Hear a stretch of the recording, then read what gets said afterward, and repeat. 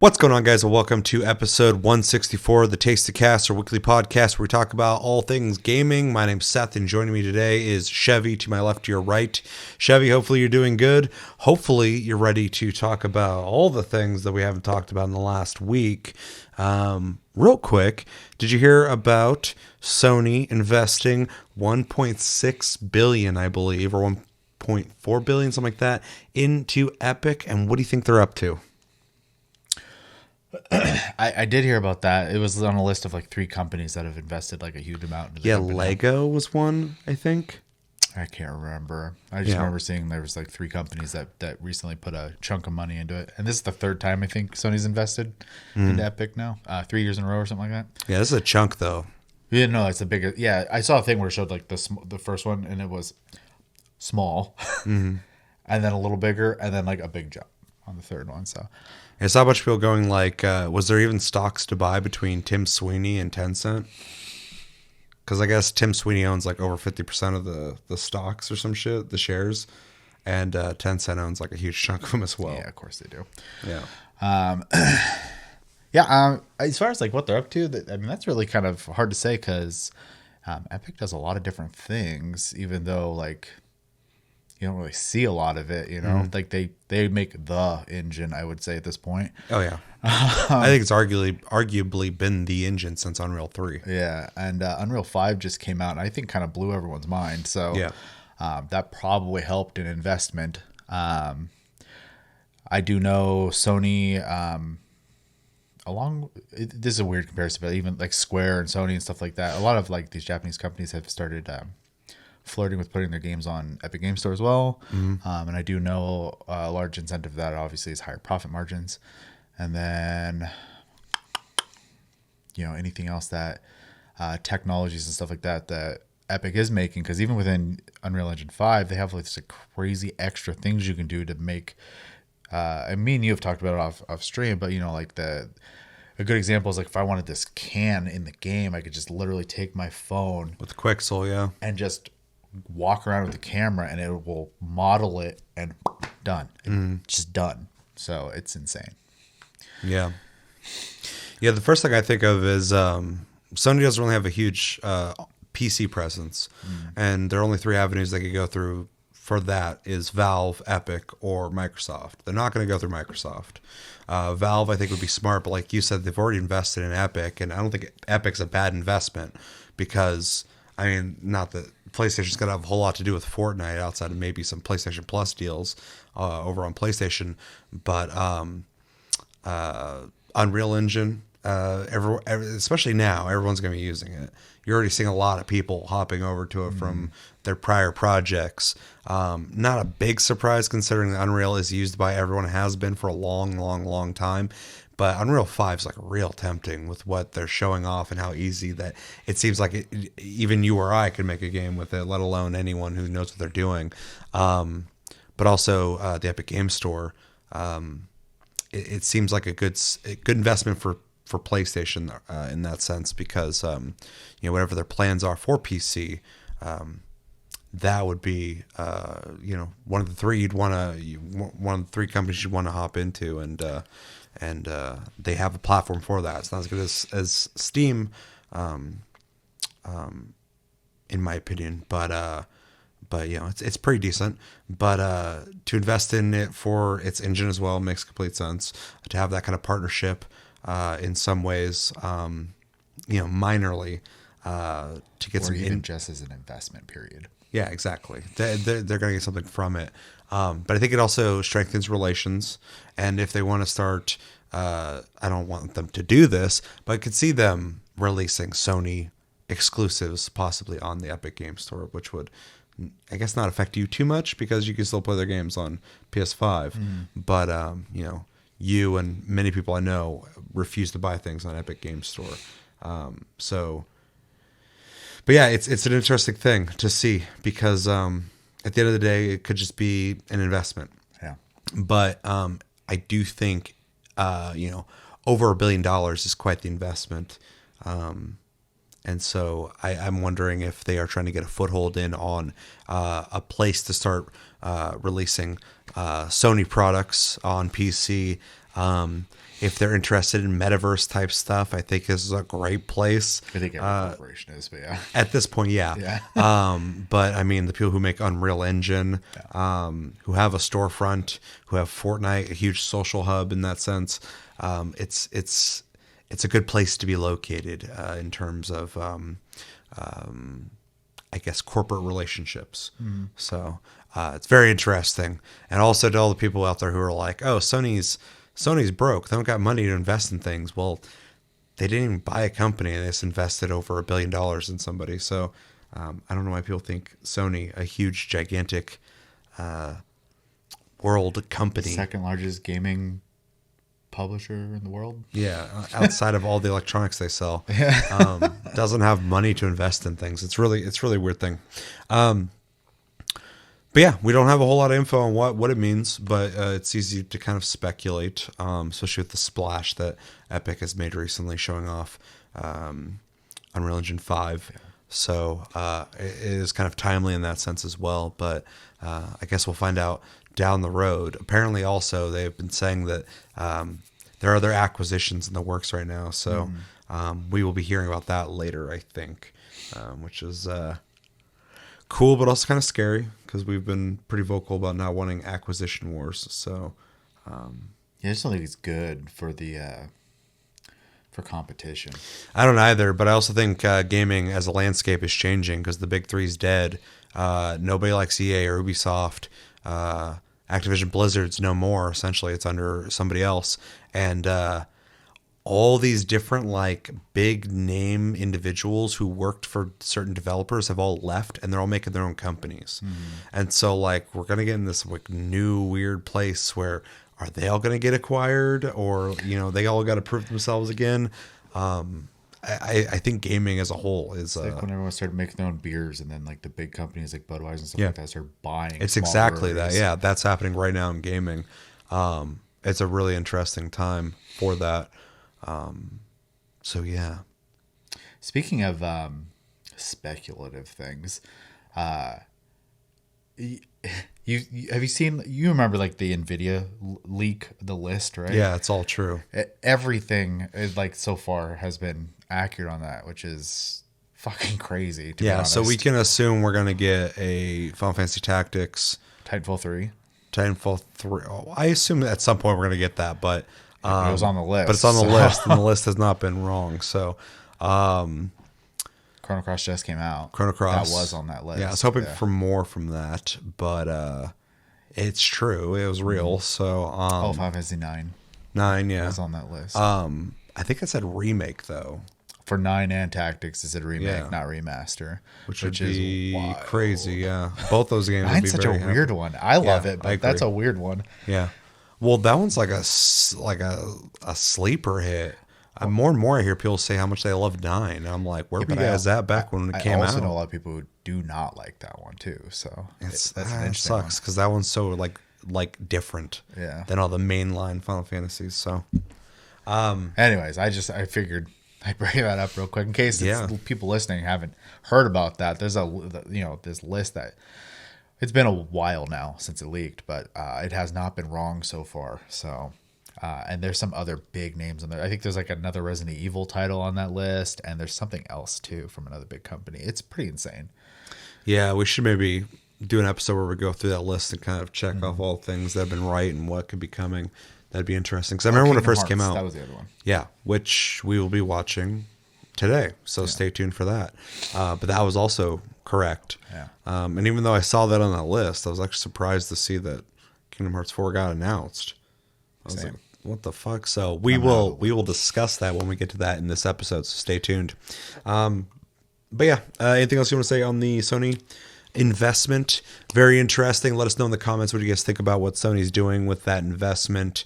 Do you think it's just to invest in another company? Do you think it's to get a foothold in on PC? Do you think they have plans to do anything with Epic possibly? Let us know what you think about in the comments below. All right, so this is sadly the first Tasty Cast of the month.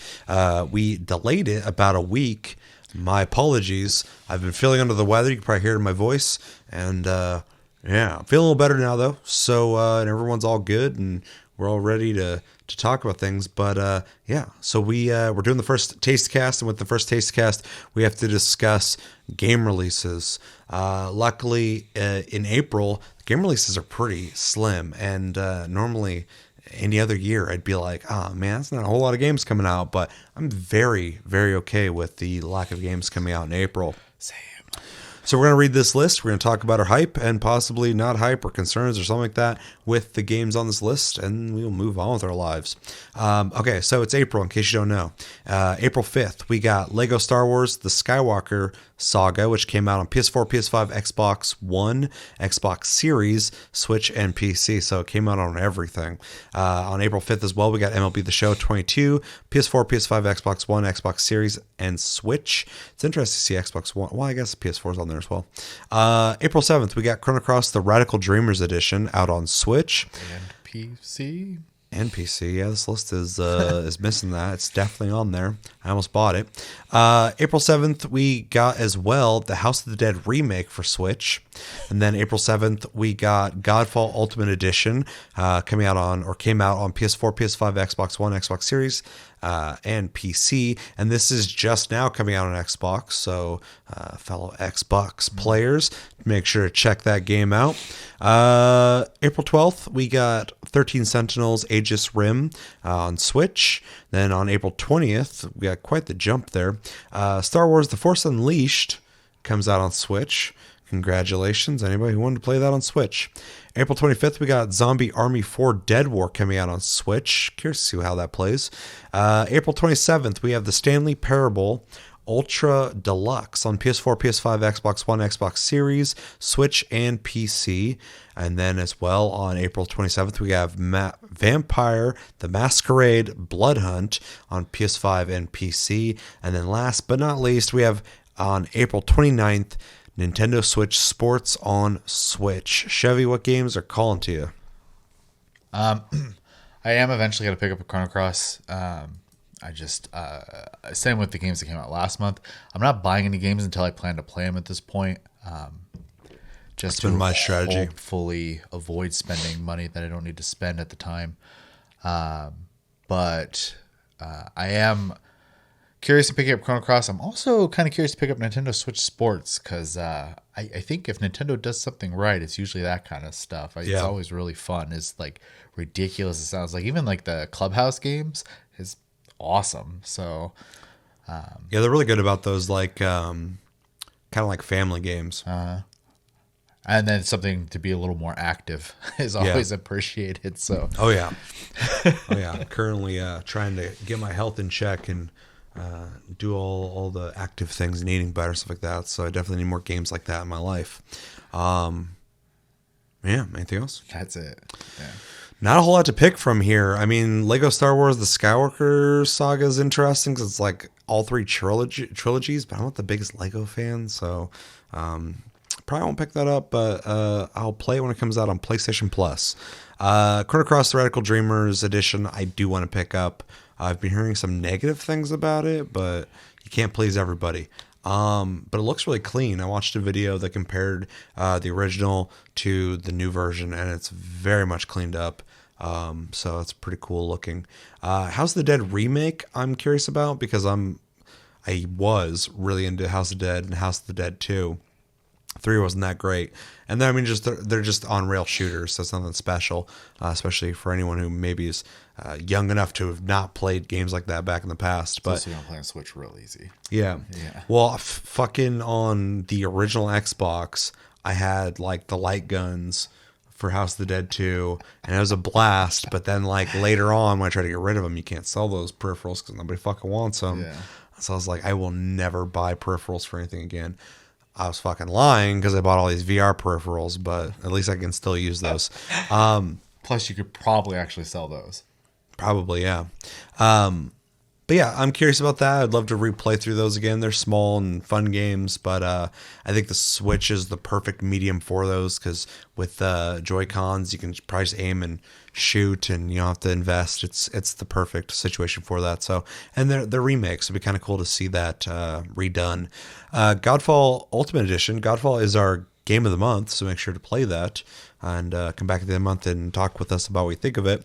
I already own this, so I think Ultimate Edition is like you buy it and you get the DLC that came out after it and all of the new stuff, which you get anyway. So I pretty much already have this. And we'll be discussing that at the end of the month. 13 Sentinels I have on PS4. I need to play it. So I will not be buying it on Switch, but maybe I should. You already own it. Don't do that. Yeah, true. I already own most of these.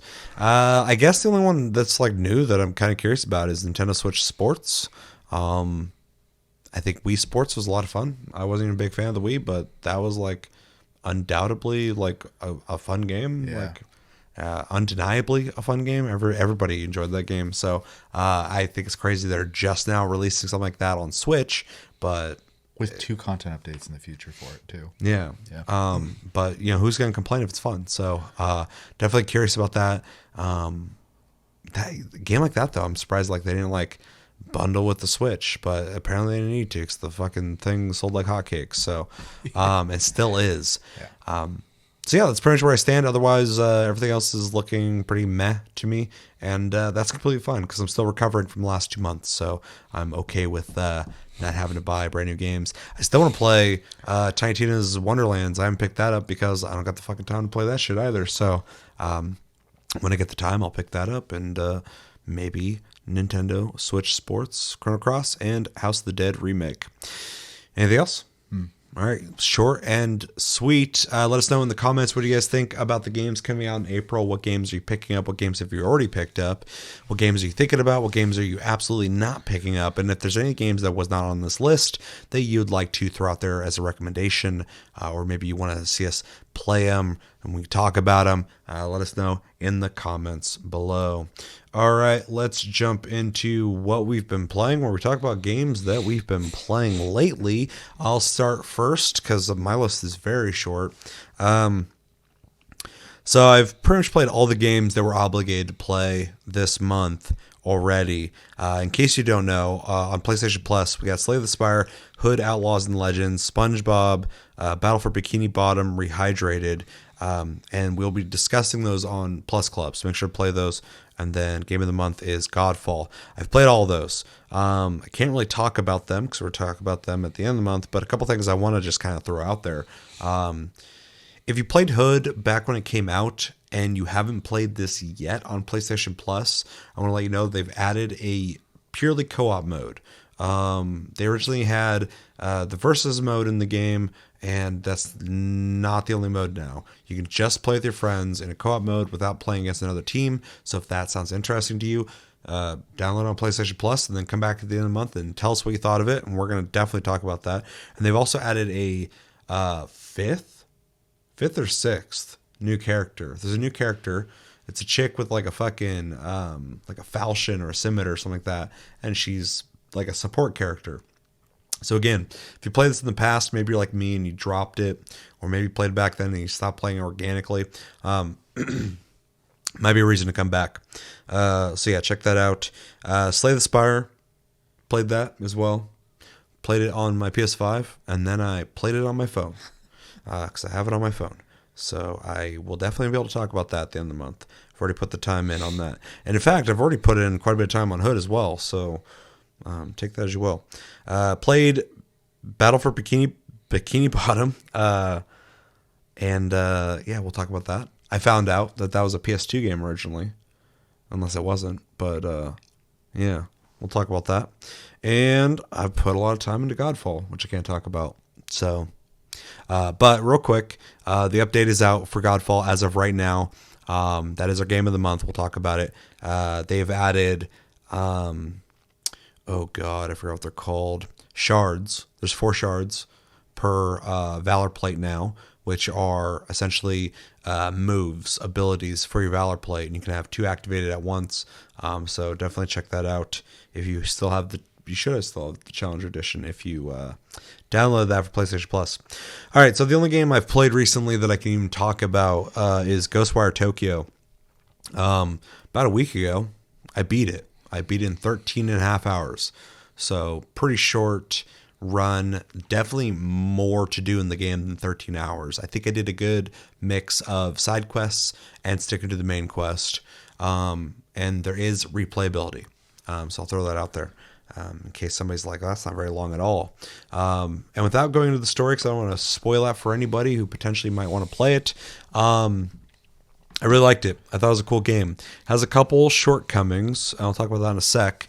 But the things I love about the game is Tango Gameworks is really good at making games that other people with their capabilities will not make. They also make very Japanese games, which I really like. Ghostwire Tokyo is a first-person shooter, I guess. It is the coolest, absolutely coolest Tokyo I've ever experienced in a video game. It is gorgeous looking and fun to explore. I absolutely adore the way this game looks. It's such a fucking cool looking game.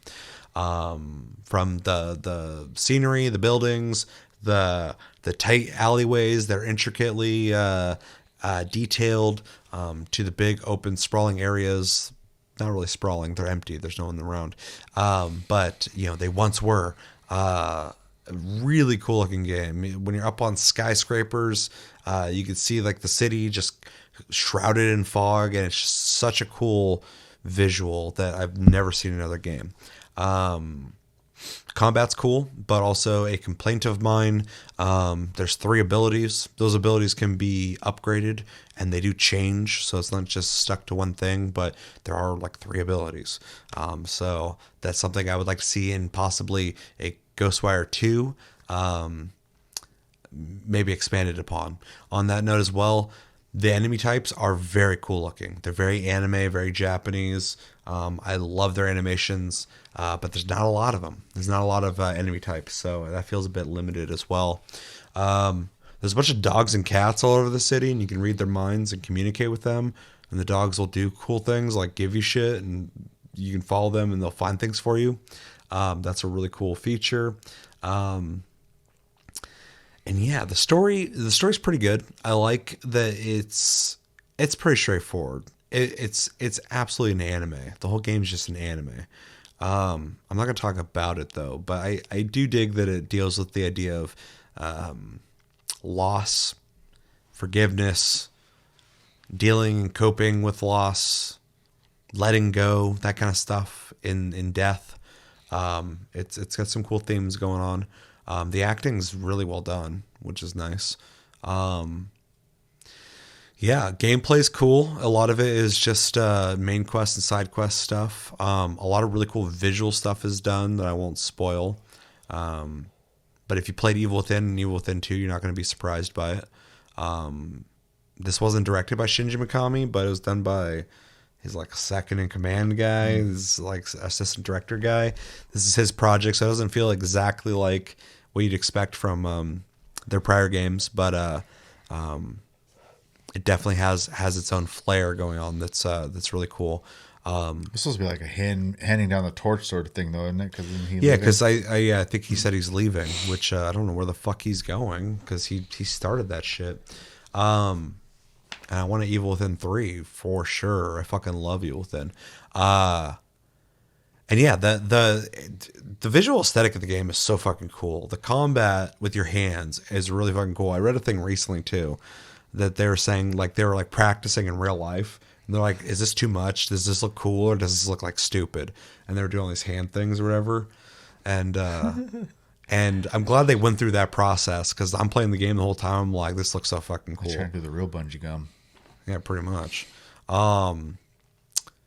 It looks really cool. I think the visual style of the hands doing the abilities and the whole strings getting pulled, ripping things apart is a really cool visual style. Especially this game could just like, because this game could have just had like guns or something, and it would have just been a first-person shooter. But this feels more like you're just casting spells in a very Japanese way, and it's really cool. Even your abilities, like your stun bombs and shit, are I forgot what they're called, but those like little like Japanese like totem things, those little like paper things. Oh, yeah, I fucking draw blank. Yeah, I as forgot well. what the fuck they're called. But yeah, you use those, and you have like a limited amount. You can throw those and do like stuns and decoys and stuff like that, which is really cool. This game's also deceptively. It's not too big, which is great, but it's also not as small as it seems. The game starts you out in an area, and you're surrounded by fog you can't go outside of. And as you capture Torii gates, it opens up a new area. And in that area, you'll get like 2 side quests. That's it. And then you open a new area, and you get like 2 side quests. So it's like responsibly open world, but it feels like you're just walking around alleyways or wherever. But then eventually, like you're able to go up on top of buildings, and you're like, oh, the whole city's open. You can go where the fuck you want. It's just set up in a way that feels intimate, and also slowly unveiling the world for you to explore, which is great, I think, for somebody like you that suffers from the whole open world. I can go over here and get distracted, over there and get distracted. You can absolutely get distracted in this. There's a bunch of stuff to find in the city, and upgrades for your ammo count for all of your abilities are all over the fucking city. But when it comes to like side quests and stuff, it introduces them in increments and not all at once.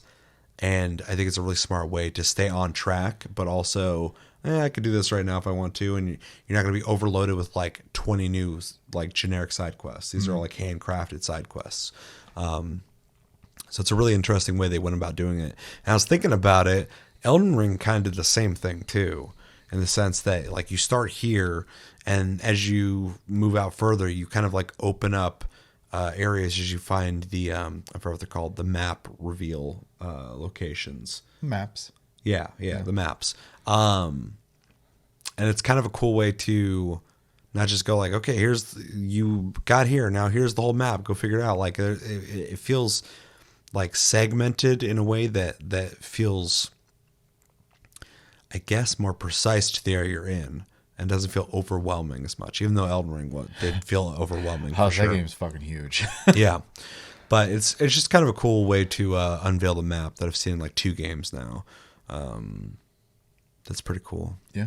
But yeah, Ghostwire Tokyo, definitely worth it. I definitely enjoyed my time. Definitely a reason to replay as well. There's New Game Plus after you beat it, so, or you can stick around and do your thing, get all the stuff that you missed.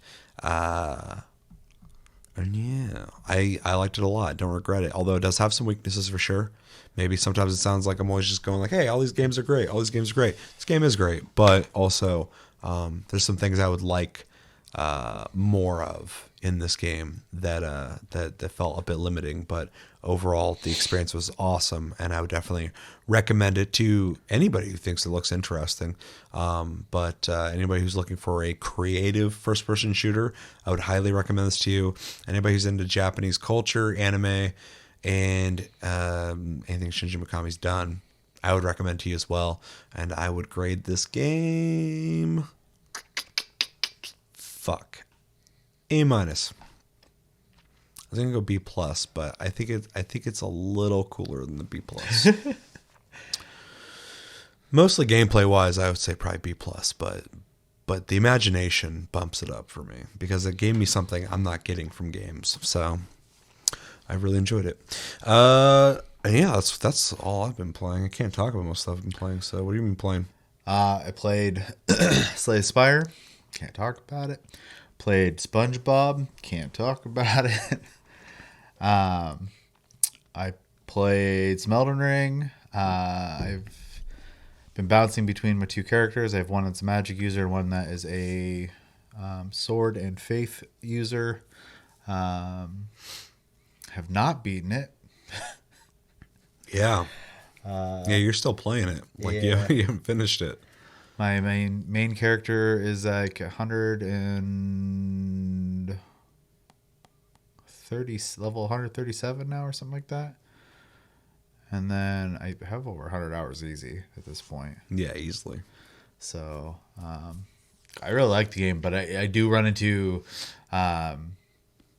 anyways, watch the channel enough knows I don't play. This is gonna be a weird tie-in, but it'll make sense in a second. I don't play horror games because I can't handle being like don't like my adrenaline going up. So anytime something like is a jump scare, it's not so much as scary as much as like the after effect of me like dealing with the adrenaline I don't like, and it gets to me mentally. And so in from soft games, there's usually shit that jumps out at you in tight corridors and stuff like that. And so I have to like mentally check myself in for that kind of stuff. And last time I tried playing it, I just wasn't mentally there. So, but yeah, it's been slow going. That and I struggle with open world games. This game's got a lot of like hurdles for me, but I think that actually also speaks to how good it is because I'm still playing it. So, Yeah, it's as of right now easily game of the year. I think it's a hard argument against it unless you just like hate the game for some reason. So. Yeah. Well, I've seen some of those people sneaking out of the woodwork.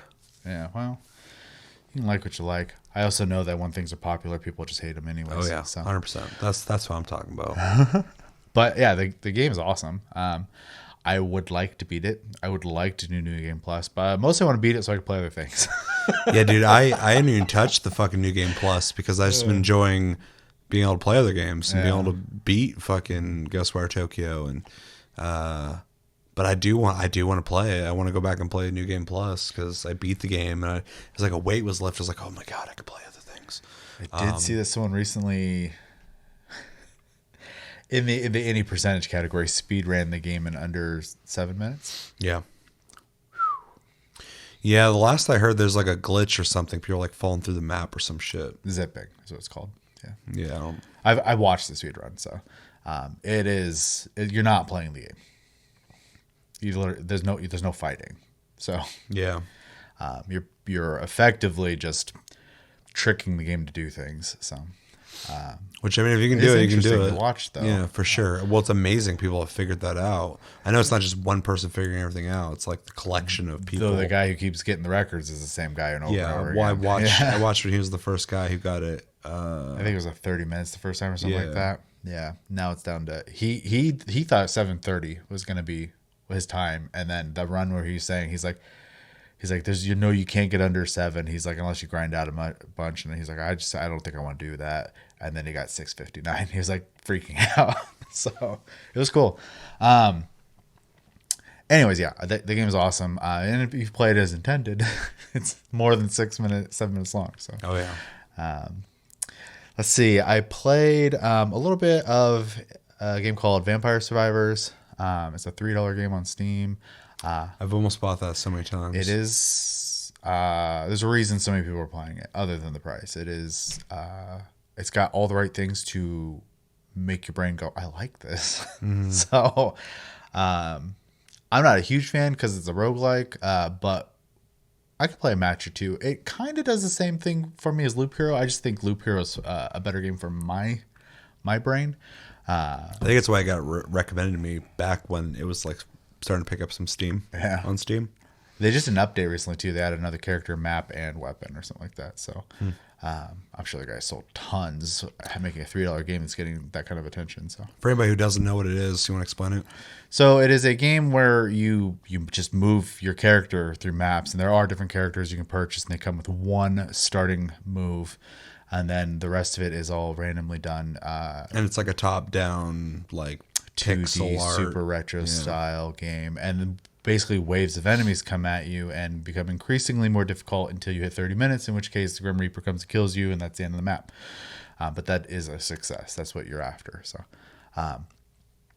And then there's like passive stuff you can buy with the gold you earn during your runs, and unlock more characters, yada yada yada. You unlock more maps by actually making it to the end of them, stuff like that. So it's $3. All I would say is just try it. Like it's the price of buying 2 energy drinks on a good sale. So yeah, I'm about to say if you get like an hour or two out of that, which you'll probably get more, you got your money's worth. So yeah.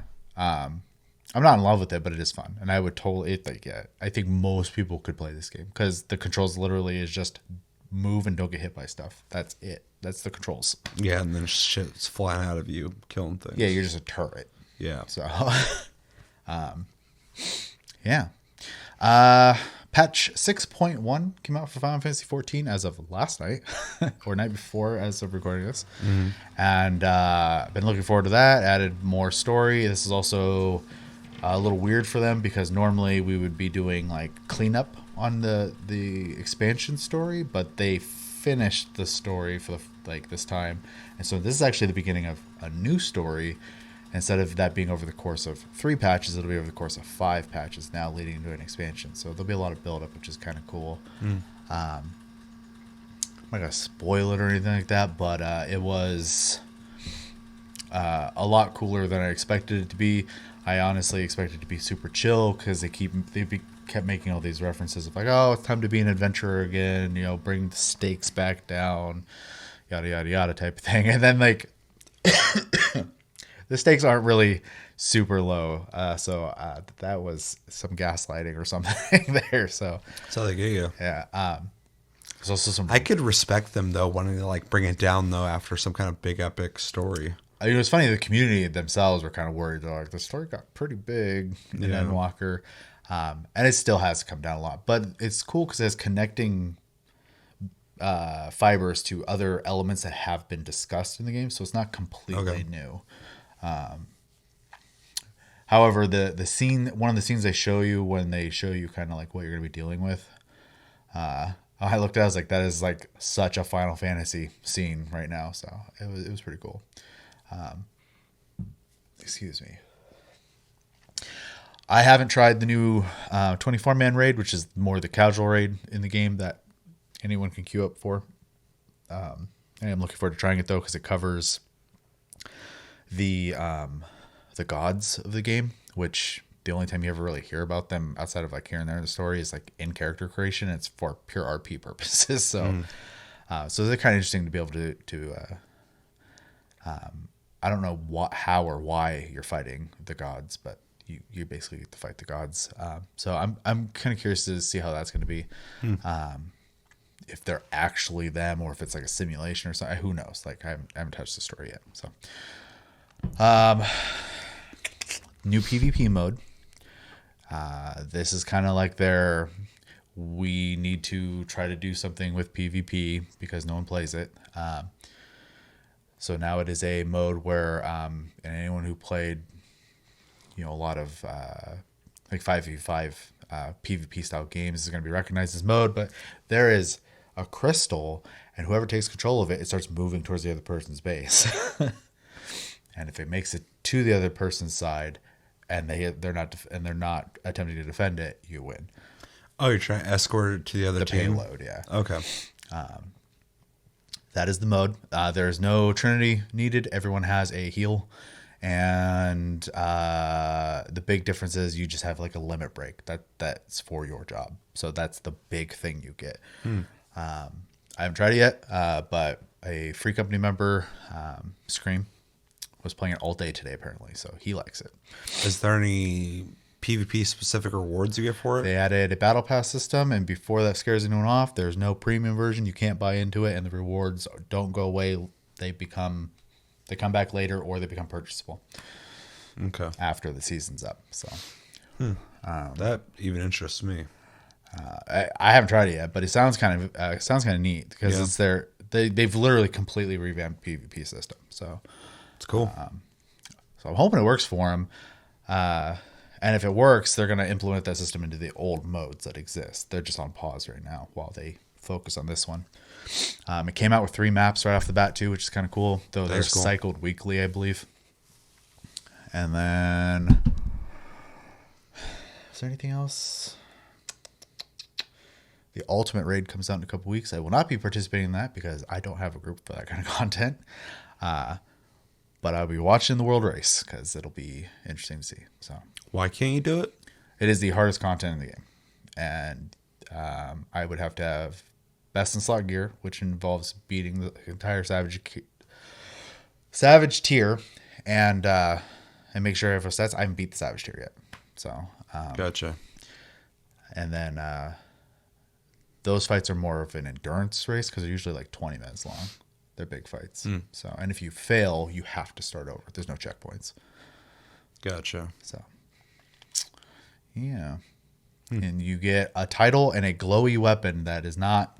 I mean, it will be the best weapon in the game for like a patch cycle, but after that, it's literally just that, hey, I beat that content. did it, yeah. That's cool though. Yeah. Yeah, other than that, they added a couple of small things. Like they added one of the pods from Nier as a mount now. So now you can be carried around by a pod. It's really easy to obtain. It's just in the gold saucer. Oh, I know what you're talking about. Yeah. Yeah. I bought it as soon as I went to the gold saucer just because I generally have a lot of currency for the gold saucer anyways. And oh yeah, lots of job changes. They fixed my job. I'm very happy about that. White Mage had mana problems and was not doing the damage it was supposed to, and they fixed both those things. So thank you. That's good. What are the jobs that they fix? Pretty much all of them. And I don't know about fix. Some of them just got minor tweaks, but some of them got some pretty substantial not reworks, but like changes. One complaint the community's had for a while is Dark Knight. All tanks have like a oh shit button pretty much to generally cheese mechanics, but like to survive. But Dark Knight's was kind of funny because like you would take 0 damage, but if you weren't healed to full, you'd die anyways. It's called Living Dead. So it would happen, you would drop to 1 hit point, and then the healers had to get you to your hit points to at least touch max to get the debuff to go away before it killed you. Now they get like a vampire effect, and they can help with that. And then there's also a thing that happens with that debuff. I didn't read the patch notes too much. I don't play tank, but they made it easier and less of a burden because the other 3 tanks don't have like a weird mechanic like that. They just like Warrior goes, I don't take any damage. Paladin goes, I don't take any damage. Gunbreaker goes, I dropped to 1 hit point, but I don't take any damage. Like, but they don't die afterwards. So yeah, that was the only one that was like that. I think the only job they really didn't do much with was Reaper, but that's been kind of like their. We just made this job, so this is kind of the baseline. Everything's gonna be built around this. They did give it some adjustment. I think it was an animation lock shortening thing they did to it, but they did the same thing to Dragoon as well. So, gotcha. What else? They got rid of a move on Samurai that aesthetically Samurais are not happy about because you like would flip your sword around a bunch to power up the next move. It was just very cool looking, but they got rid of it and said your moves just crit automatically now. You don't need to prep a move to do damage with your next move. Why'd they do that? Reduce button bloat. They have to do every once in a while because there's too many buttons, so they have to like merging to get rid of things and Interesting. Yeah. So yeah. Oh, and they buffed Machinist because it was underperforming this expansion really bad. So at least they're staying on top of it. They kind of have to. The community will tell them. So yeah. Other than that, yeah.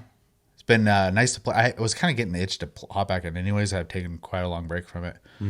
And even playing it like right before the patch, I was like, oh, yep, I'm ready to be playing this again. So it's kind of nice.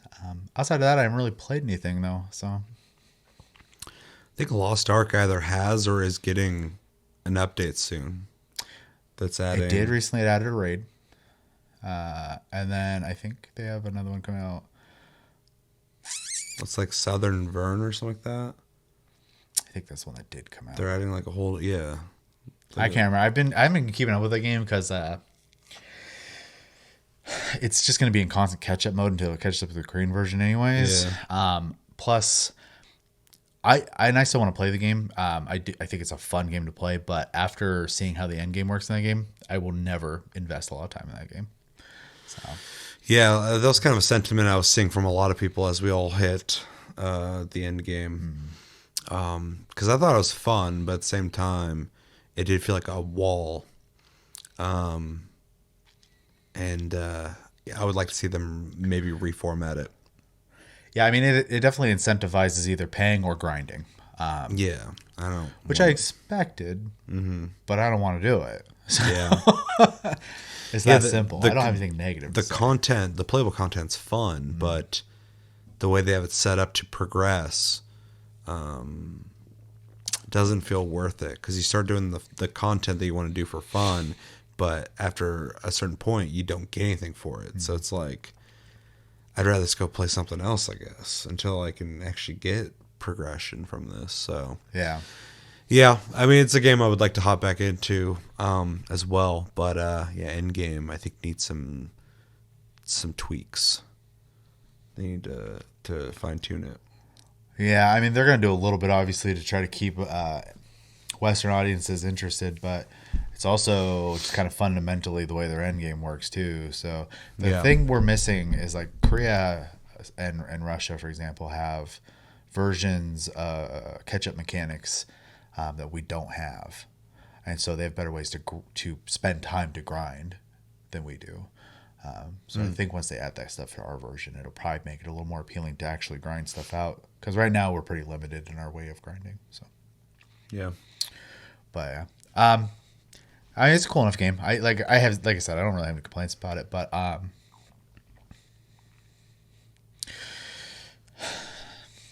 just spoiled, I guess. Final Fantasy 14 is just such a well-oiled machine. So Yeah. Yep, and I have an ESO expansion to look forward to when that comes out, and I think Guild Wars 2 is going to have a new expansion as well. So I heard they had a player bump recently, and I think there might be a lot of people who played Lost Ark because Lost Ark's numbers dropped drastically recently. Yeah. And I think that's just because people hit the wall at the end, right? Yeah. I don't think it has anything negative to say about the game as much as the way people play games. They binge them the same way people I binge binged shows. the fuck out of So, Lost Ark. yeah. I got to endgame really fast. Yeah, so if you're not hanging out casually in the game, you're going to go play something else. And I think people were just looking for another MMO, and Guild Wars 2's gotten a lot of attraction since then, I guess. So I do like Guild Wars 2. It's just interesting to see. These older MMOs keep getting bumps constantly. So, Yeah. Well, people want to play MMOs, but the options aren't that great, and any new MMO has a lot to live up to keep people around who have been playing games that have been out for 10 plus years. yeah, it's tricky too because New World obviously was really, but it came out too early. That's just straight up. Yeah. That should have cooked longer.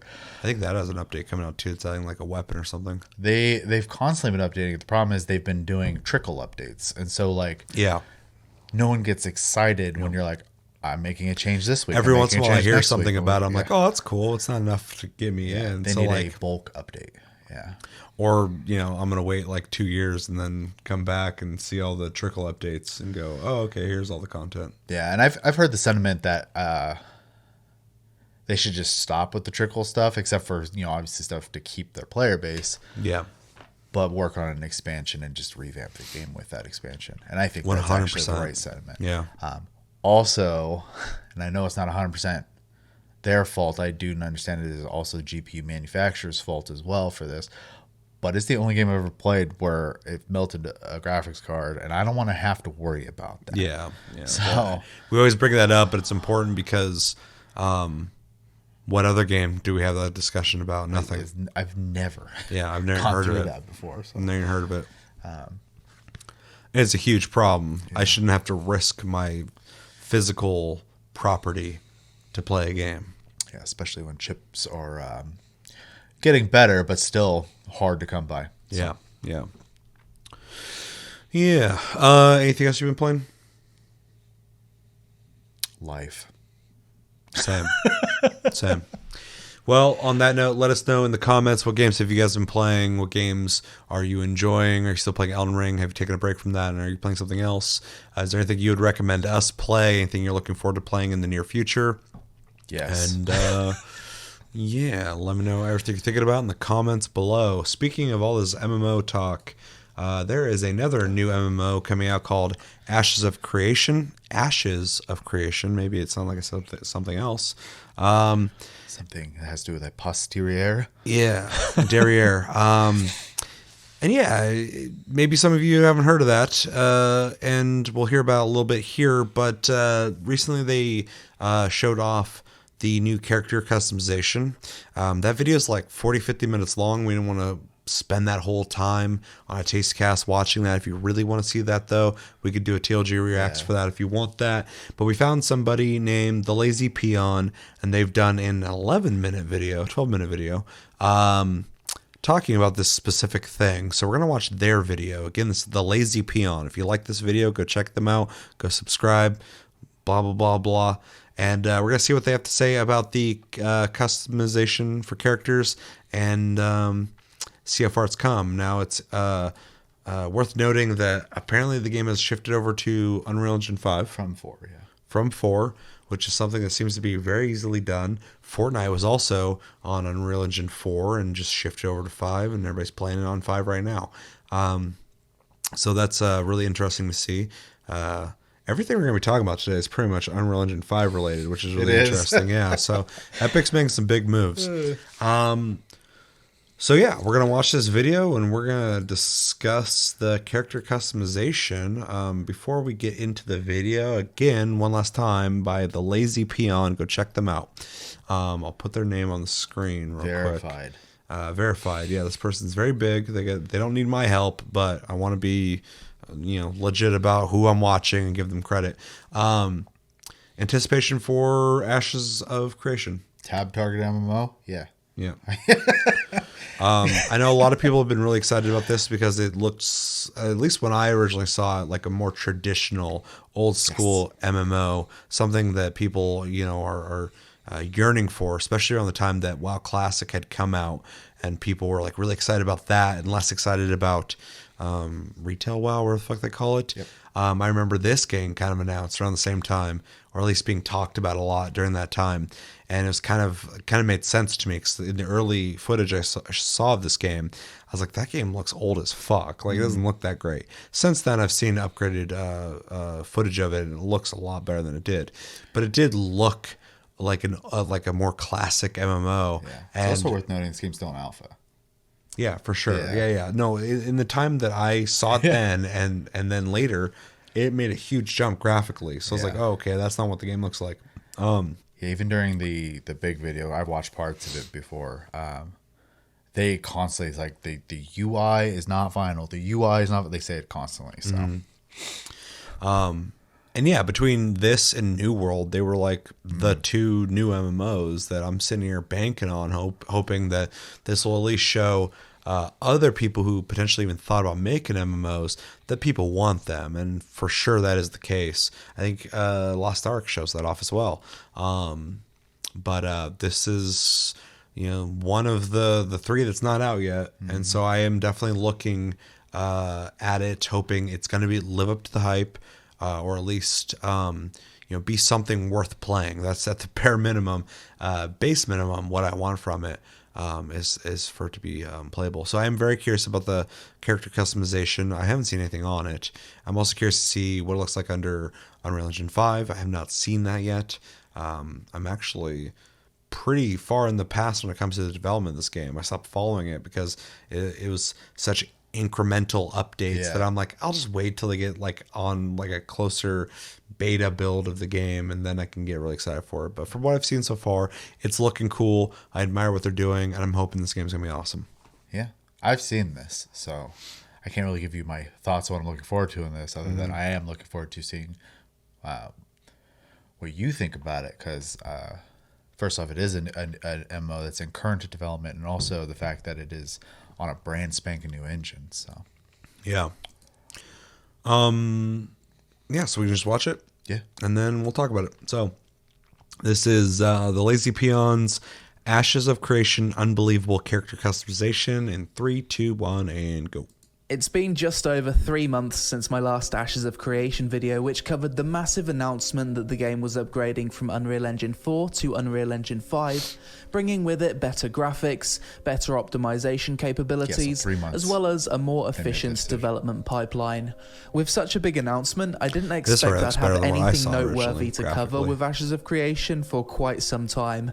But here we are 3 months later with another video demonstrating massive progress with the game's development, this time in the form of their character creator and a showcase of multiple playable races that we've never seen modeled before. No sponsor on today's video, but if you're interested in Ashes of Creation and think this will be a game you'll play in the future, then click my referral link in the description below to create an account for the game and support my channel in the future when it does eventually release. So starting out with the live stream, we we got some panning shots of a few different Kalar human models, with a like a brief third look one. at the Kalar female, before then giving us our first look at the in-progress character creator menu with a Vec does look male much on better. display. Yeah. The Vec are one of the game's 2 orc races, and this is the first time we've seen this race in-game. The Vec look completely different to the other playable orc race known as the Renkai, which we got a preview of in the Yeah, February they livestream. look very As you can different. see, the Renkai are big chonky boys, whereas the Vec look a lot more goblin-esque. My first impressions of seeing the Vec in the character creator was that it looks like there's a lot of personality in there. He looks like a grumpy cave dweller, but also fairly intelligent. I like how you could see the light reflect off his skin. The actual skin texture looked really good, and he has a super weird body and bone structure. Steven didn't go too in-depth got a customizing super the weird Vec body. as it was only just added to the character creator, but hitting randomize a few times you could see the body change. You'll be able to be fat that's or like skinny, freshly different implemented, tusks, so. tattoos, skin color, eyes, Yeah, it and looks so on. way better The than it female originally version looked, of this for sure. isn't in the character creator yet, but I'd expect to see more progress on this race's customization to be shown off next live stream. Overall though, super interesting race. Next we got to see what the character customization is really capable of, this time on a male human Kalar race. The first thing I noticed here was that the hair from the beard looks super realistic, possibly the best MMO hair I've seen so far. So let's That's go pretty through good some of looking. the things we can customize here. First of all, body sliders. This basic menu shows height, weight, chest, crotch and bottom, but as you'll see later in the video, there's so many more sliders than this in the sculpt menu. The thing I'm most excited about here is that you'll have the option to make your character fat or skinny. Many Will you be able to MMOs make don't actually their give you arms this super option fucking long and because it their causes feet or complications legs when super fitting short armor and to the model, but you can there's actually gonna be be weird-looking quite people running fat all in over the this fucking game place. if you choose. Next, wrinkles and skin options. Until now, Black Desert Online has been the gold standard when it comes to MMO character creation, but one thing that game did limit you on was the age of your character. If you played a wizard, you're limited to being an old man, a warrior, mid-30s, archer, early That guy is 20s. fucking Ashes of gaunt. Creation will not have these limitations, and you'll be able to fine-tune your skin color with 3 different colors of base, hue, and pigmentation until you get something you're happy with. Hair options, probably one of the most important aspects of character customization. In the video shown for the demo, there were 5 different preset options, each of which allowed you to fine-tune the length of the hair, as well as choose from 3 different colors with contrast and gradient options too. This allows you to create a 2-tone hair color. In the example shown, they went with a salt and pepper beard. style. The beard facial Yeah, I hair hate it. options were especially Looks like impressive, shit. as you're able to mean, it combine looks cheek, graphically chin good, and but- lip hair presets, each of which have their own length adjustment fucking options, Kylo Ren. to really create that full face of beard that I know you lumberjack role players are looking for. Unlike other MMOs, the hair in this game isn't static either. It seems like there's some physics to it as well. I would expect them to add more base hair presets in the future and expand on the options already available, but Yeah, for a hopefully they first add more pass, hair. this is already vastly better than what the average MMO allows you to customize when it comes to hair. For eye customization, you've got different iris patterns as well as an entire palette of colors. With this, you could make Jesus. yourself look like a blind sage if you wanted to. You can also change your nail color in this game. I don't think I've ever seen a character creator that gives you this option, which is pretty cool and some nice attention to detail. Next, we got to look at the sculpt menu. This, in my opinion, is where the real magic happens in the character customization. So at a base level, the sculpt menu allows you to drag and morph different parts of the body, similar to how it works in Black Desert Online. But where this tech is taken to the next level is in your character's face. You can click on your character's chin, mouth, cheeks, eyes, eyebrows, ears, nose, and forehead in this character to then be forever. displayed with between 5 to 10 dots, That's pretty each of cool. which can be dragged to morph that facial feature in whichever way you like. With this level of detail, you'll be able to make your character's face structure look exactly like your own if you're artistic enough. Something else that was completely next level for MMO character customization was their implementation of tattoos and scars. You'll be able to drag and drop up to 3 tattoos and scars at once to your character anywhere on the body or face, then fully manipulate the size, color, angle, and strength of them to your liking. You can enlarge tattoos to be so big that they look like a half sleeve, or even cover your whole body. You can take a scar, enlarge it, and put it across both of your eyes to make it look like you've taken an axe to the face if you like.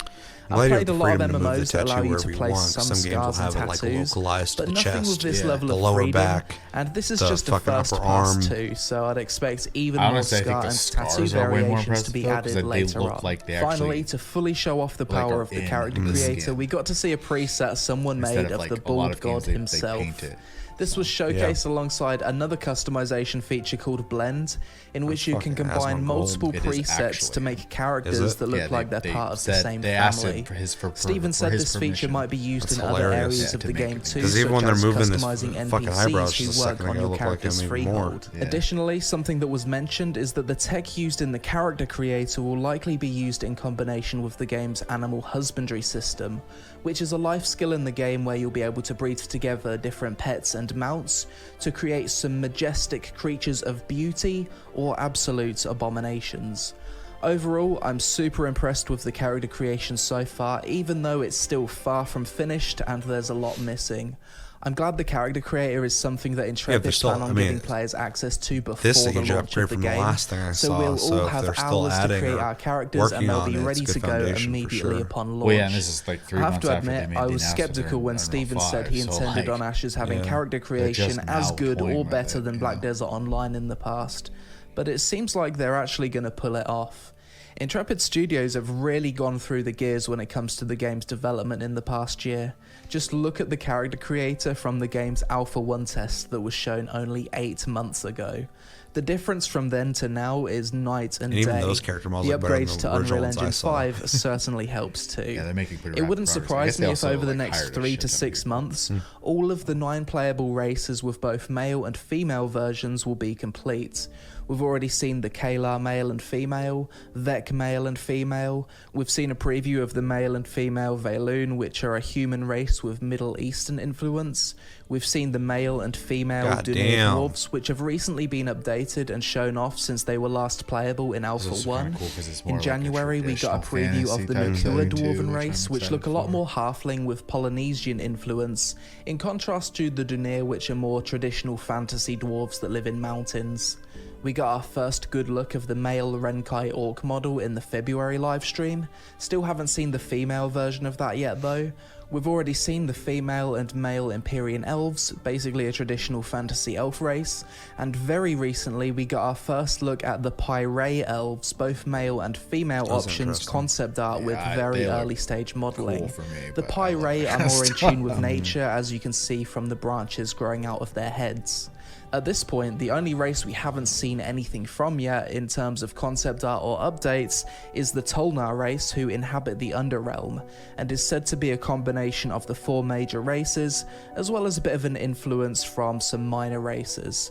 I'm expecting these guys to be some kind of weird crossbred cave dwellers, so hopefully we'll get a good look at this race sometime soon. A few other things we've been shown that I found cool from the January and February live streams was a demonstration on how the placement of a node affects the roads around it. Roads closer to towns and cities will be made from bricks and give speed bonuses to caravans when you travel on them, whereas further out they become dirt roads with less speed bonus. We got a quick look at the 3D model for one of the low-level player boats. I often forget that Ashes is planning on having a full ship and sailing system like Arcade in the game, so I'm excited to see more stuff related to sea content in the future. We also got to see a bunch of new mounts, pets, and weird fantasy creatures that you can probably merge together using the game's animal husbandry life skill. Yeah, I remember reading all their plans for this game. I hope they can execute on them. Yeah. Honestly, the ideas are super cool. I also love, like, they're going to be able to, like, do animal husbandry and, like, make essentially creatures and stuff like that.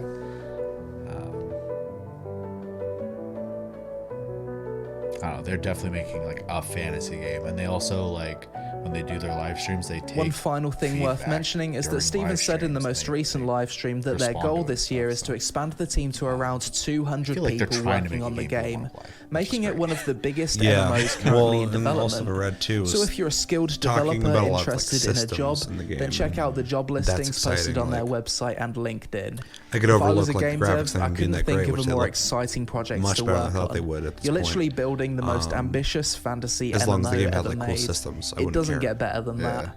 But that's pretty much all of the highlights from the first 3 Ashes of Creation live streams of 2022. Yeah, I think Once that's again, all some old strong and footage from the impressive early progress alphas, being so. shown. Yeah, what I Progress that saw I wasn't before expecting this considering we didn't look ended like that. 2021 with a massive announcement. I'll likely keep doing these Ashes of Creation update videos to keep you all up to date with the progress of the project every Starting 3 to look months pretty or so legit, when though. there's some cool stuff to talk about. Covering this game Yeah, I has can't wait become a till, like, passion that of gets mine beta over the to see years what it looks anyway, like, so any excuse I get to make some content about it, I'll take. As always, let me know your thoughts on the recent progress shown with the character creator in the comments below. Are there any features missing that you'd like to see added later on? Which of the game's 9 races do you reckon you'll pick for launch? Social media and Ash's referral link on screen. I hope you all had a successful day, and I'll see you again in the next one. Had a successful day, dude. Thanks. Also, for those who might care, there is a boob, butt, been- and crotch slider in the game as well. That wasn't mentioned in this. A lot of people get excited about that kind of shit. All right, well, pretty much already kind of said what I thought about it as we watched it, but this does look like a big upgrade from the original character creator. This is probably the 3rd time now for me personally where I've seen this game undergo a significant upgrade in visuals. I remember when I first saw it, it looked like a game from the early 2000s, possibly. Yeah. Like an old school MMO. And then I saw what we're seeing on screen now, a more like, lower budget MMO. But I'm like, it's a small company, so who cares? And then now what we're seeing with the character customization graphically looks pretty fucking modern. It's not the best thing I've ever seen, but it's definitely good looking. It's not bad looking at all, especially for an MMO. The sliders and features that they allow the ability to change length of hair is really cool. There's some stuff I'd like to see them add, like more hairstyles, Oh, for sure. more features, but they've got a really good foundation here, especially when they showed, I forgot what they called it, but the system where you can really like fine tune sculpting, really fine tune features looked pretty legit. Look pretty intuitive. I've played games that have similar systems, but they don't got the little dots all over the place to know exactly what you're moving. So you kind of just like, fucking finding out as you go. The races they showed are cool. It's interesting that they have 2 types of orcs, even though this orc looks like some kind of goblin to me. Yeah. And the other one looks like a closer to more traditional orc. But this is their world. This is their lore. They can call them whatever they want. I'm down for whatever. I am curious about other races they introduced, like with the Tolnor, wherever they called it. I think all the little people races are cool looking too. The gnomes and dwarves. Yeah. And humans are looking good. So especially with the new engine, everything's looking pretty good. Pretty good. Especially, you want to release a brand new MMO, and it's going to speak for itself in its systems, but if you can make it look like this, good. I'm glad they can upgrade the game visually to make it more exciting for people who are maybe more inspired by better graphics, possibly. Maybe somebody, Or if it's something that has more just realistic color tones. yeah, for sure. Yeah, I mean, it only benefits it. So, and it's Unreal 5, so it's going to run good. So, very cool. And also shout out to the guy who made this video. I think he handled it well, describing everything, and didn't have an annoying voice. So I appreciate that. The Lazy Peon, check him out. And the couple things at the end that kind of showed off were interesting as well, because I've been keeping up with this game. Like I said, while we're watching it, I've been kind of staying away from it a little bit because all the little updates are all really cool, and I'm definitely down to keep up with it. But I'm kind of waiting for something closer to like a beta build to get more excited about, because they are significantly upgrading this a lot. So it tells me it's not fucking. They're still heavily working on it. But seeing like the mounts and the cultural visuals and locations and stuff like that, it's starting to look like a fucking legit game. Before it looked like a cool idea. Now it's starting to look like a game, and it's got me pretty excited about it. Yeah, I just want more hairstyles. Need more hairstyles. Oh, they totally will. They have to. They have to. But I also, used to play every MMO that exists. I guess at this point I still have pretty much. And a lot of free to play MMOs. Their customization's very minimal, so I don't need a lot.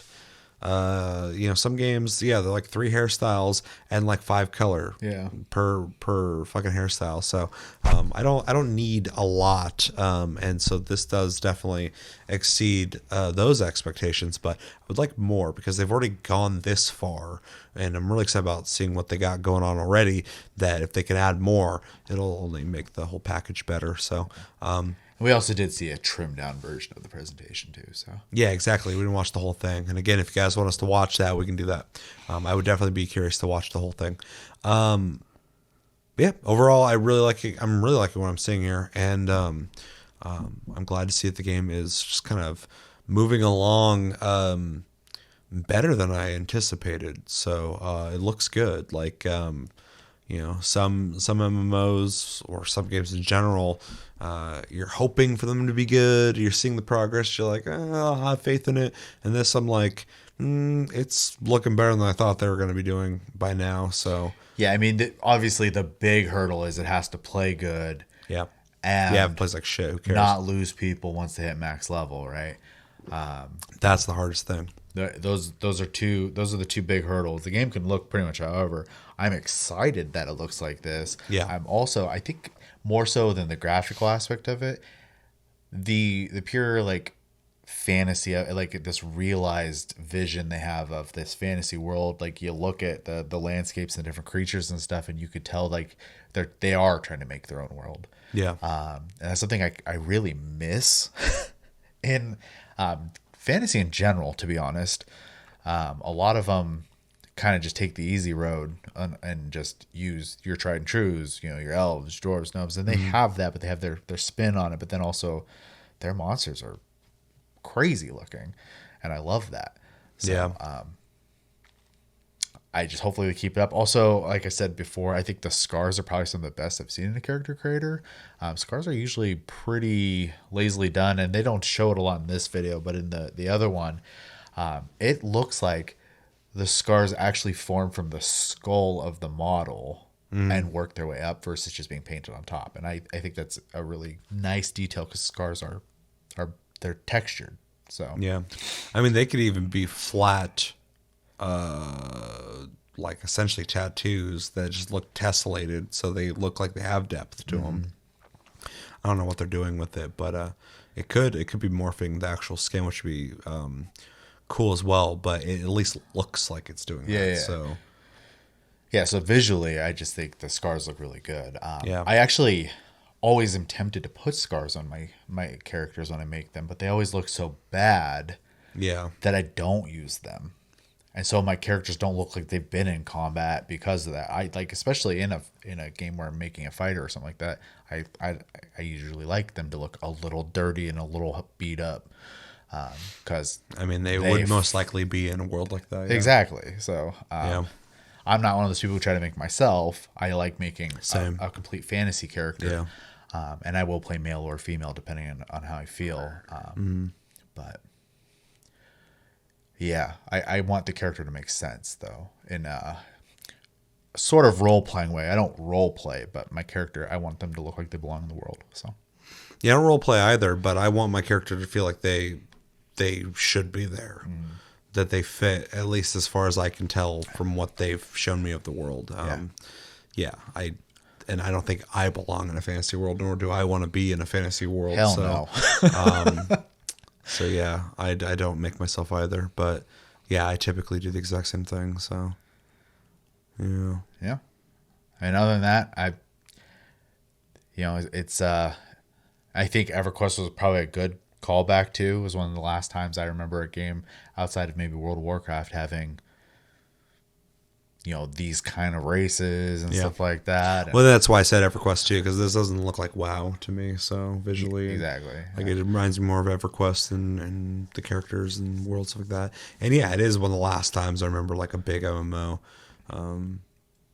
being like this. Oh, that race is cool too. The tree forehead people. Yeah, I mean, realistically, that's probably what I ended up playing. I mean, they're essentially just like wood elves, but it's a cool interpretation of them. They kind of remind me of elves and also the what is it, the Sylvan from Guild Wars, Sylvari or yeah, whatever, something like that. The plant people, yeah, which I played when I played Guild Wars 2. So. Yeah, that's the first thing I thought of was Guild Wars 2 when I saw them. But yeah, pretty cool. Yep. I'd like to see more. I need to see more gameplay, but I don't think they have anything modern right now. Yeah, that's the thing that kind of sucks. Is like that's the reason why I stopped paying attention to this game. Is because like every time I watch something on it, I was like, they're just not ready to show off a lot yet, which is fine. It's still alpha, so it was cool to see this road system as well, though, because this kind of reminds me of when I was reading about systems they want to work on with the game. They wanted like regional upgrades to towns and stuff based off of people in the area questing that would affect that. And I thought that's really fucking cool.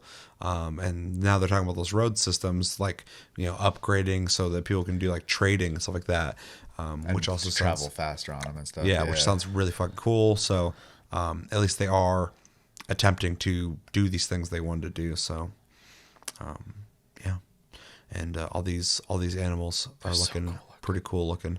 I thought that it was like a hippo or something with a like a seating hatch area on its back.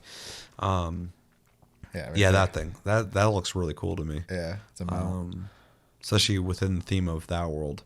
Not necessarily something I would typically pick in a game, but in this world it makes sense. Looks the part. So I like the Pokemon or the turtle with the tree in the back with all the butterflies flying out. That's so cool. There's some pretty cool looking stuff in this game. So it's just hard for me to get like, I'm really excited about the prospect of this game, but 100%, it's hard for me to get like actually excited about it because like I know they got a lot of work ahead of them. And what's the game? That's the part. Exactly. I'm just seeing a lot of stuff and I'm like, that looks like it could be cool, but you know, the game's not there yet. So yeah, if anything, we're just seeing like a peek into like their minds, right? Yeah. Essentially, and that part's exciting. And at least we're seeing that they are working on something. So there is something happening, and there's something to be at least keeping an eye on and being interested in. So yeah, and then there's your PvP for your World PvP fans. So yeah. Anything else? No, I know it's gonna be like another year before we see a whole lot on this game. So yeah, it's rough, but what we're seeing so far is looking good, looking promising, and I'm definitely looking forward to seeing what they have to show us in the hopefully near future. Let us know in the comments what do you guys think of Ashes of Creation's unbelievable character customization. Do you like what you're seeing? Do you not like what you're seeing? What are you hoping to get from this game? Are you excited for it? Are you not excited for it? Yeah, what MMOs are you playing? Do you play MMOs? And let me know everything you think about in the comments below. All right, next video we got is Kingdom Hearts 4 reveal and Kingdom Hearts 20th anniversary trailer. They put them together. This is 7 minutes and 40 seconds long. And yeah, Kingdom Hearts 4 was revealed. I'm sure by now a lot of you have already watched this, but we were not putting out episodes when this happened. And so we got to catch up.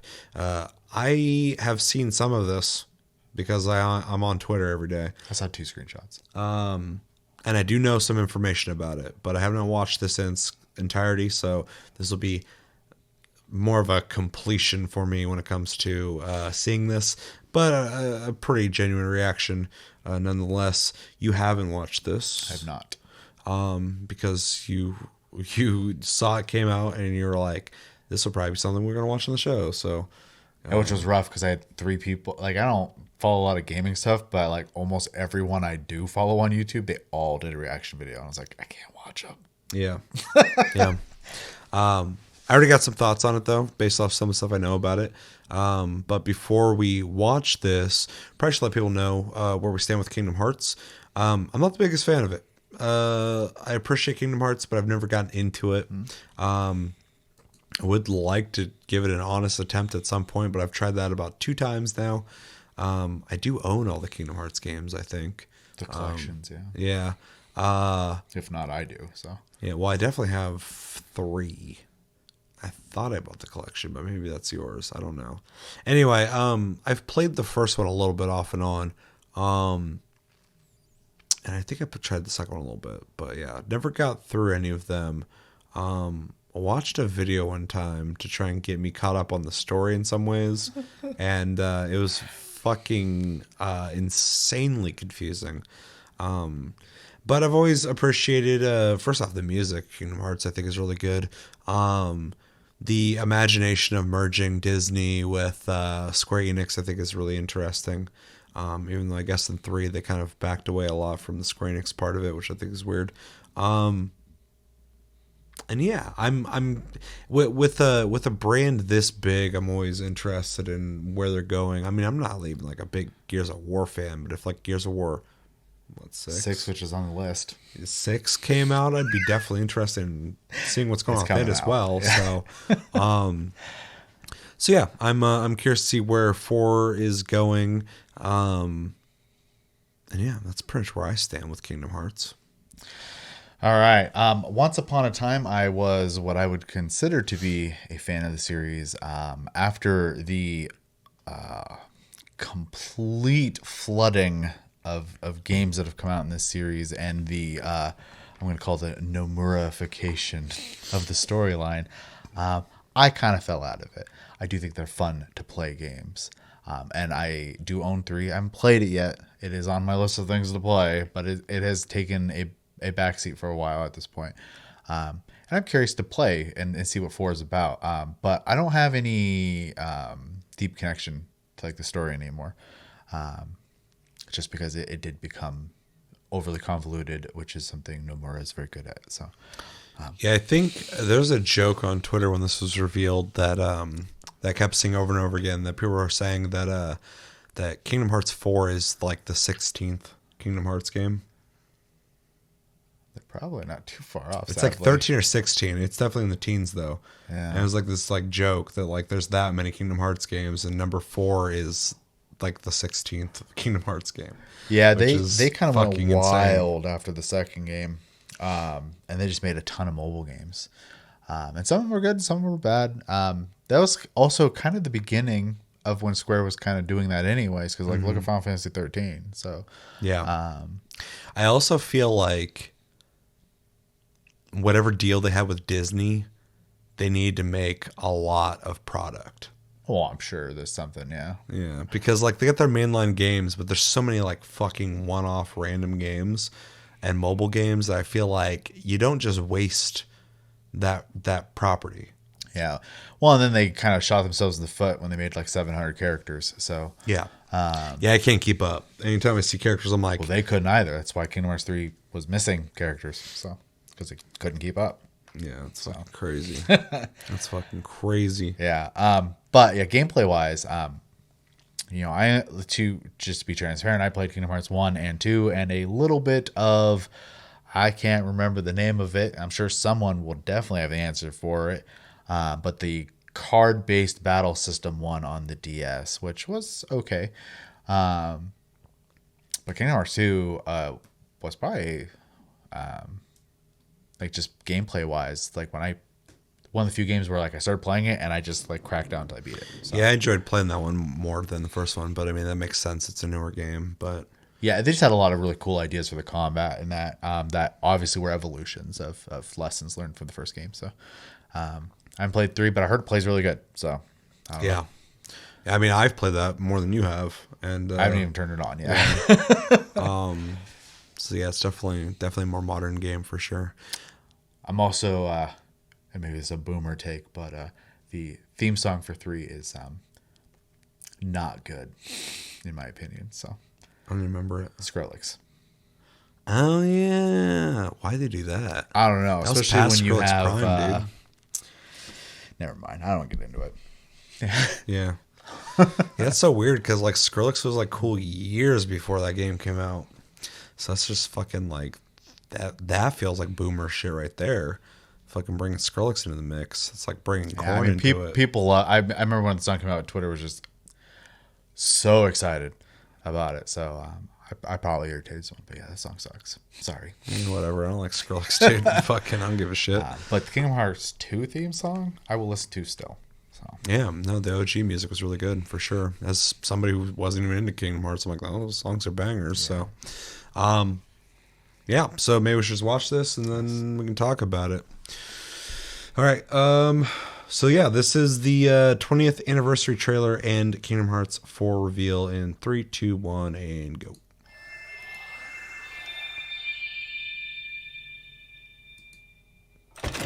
So it'll be a little weird considering neither of us have beaten Kingdom Hearts 3. I But imagine it would go whoosh either way. yeah.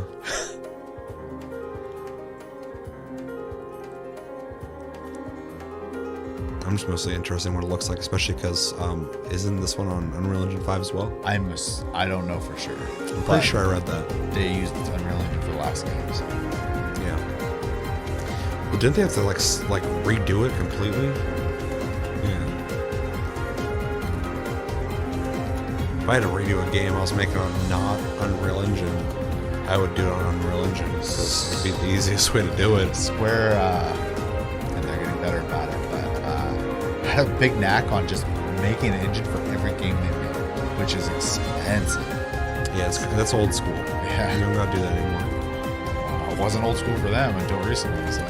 Yeah, I think people should only make engines. We talked about this before, but I think people should only make proprietary engines if there's a specific need they're looking to be met. Yeah, for sure.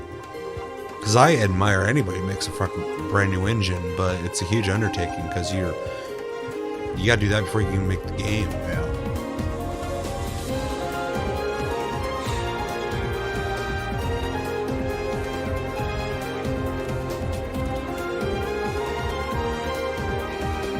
Visual style kind of reminds me of should play Theater Rhythm.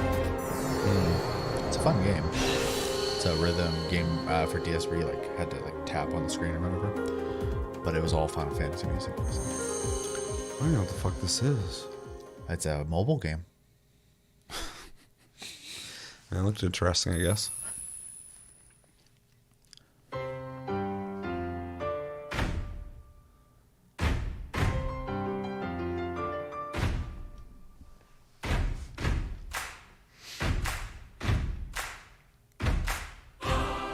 光と闇から生まれた始まりは心によって育まれた。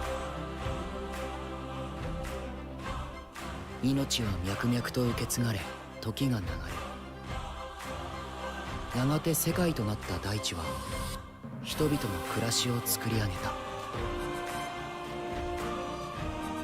I think it's always been intriguing about Kingdom Hearts for me, though, even though I don't really play them, is the fun of exploring zones from other properties and seeing the characters take on properties from that. Right. I think it's, at the very least, developing a game, it'd be fun to have that kind of freedom to get creative. Yeah, for for an sure. empty city. That was cell phone perspective they were showing off. So.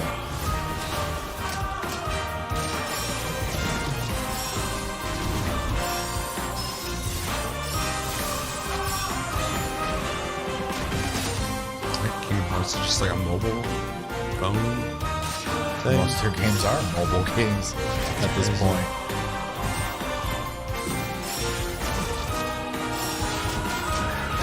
I have a mobile game, but I think it's just a gotcha game.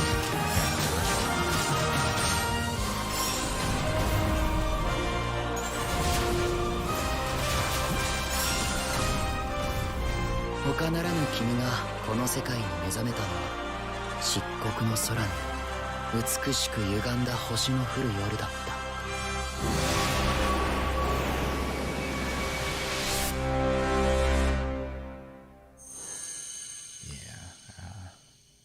Not my cup of tea. Me neither.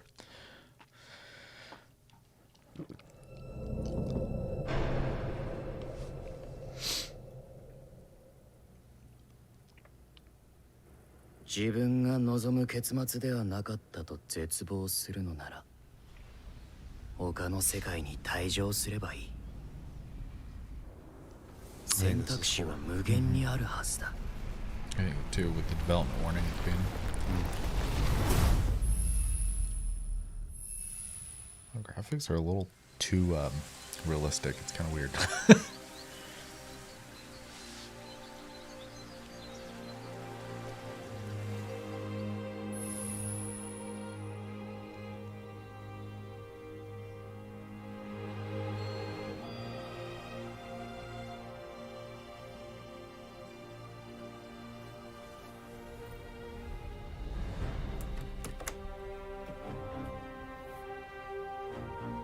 あなたはこの世界に来て7日間ずっと眠っていたの。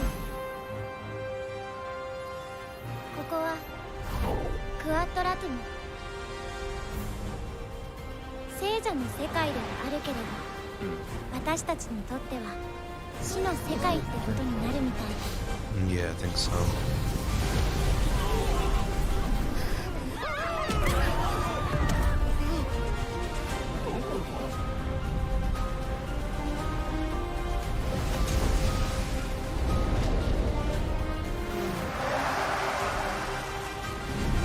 It's weird looking. It's a little too real looking for Kingdom Hearts. Yeah. It's really like nice to look at though. It's just it is a little strange looking. .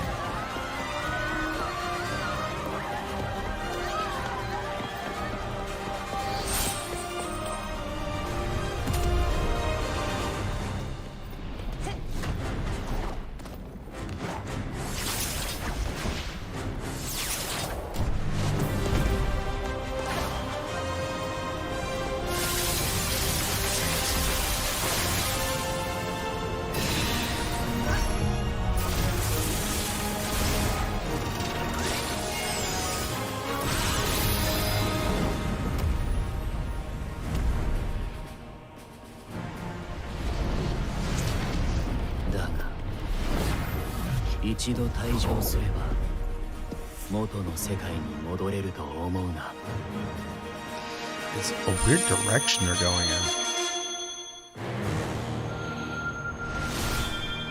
in. It's hard for me to have any like thoughts on it because I'm not beating 3, obviously. Yeah.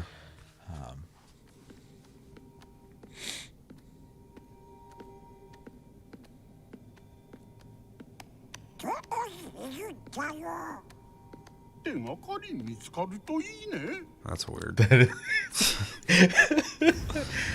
Though tones are good. Yeah. おい、どこへ行くんだよ。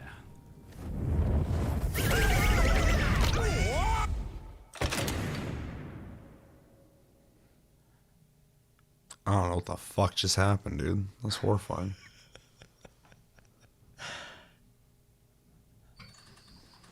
Huh.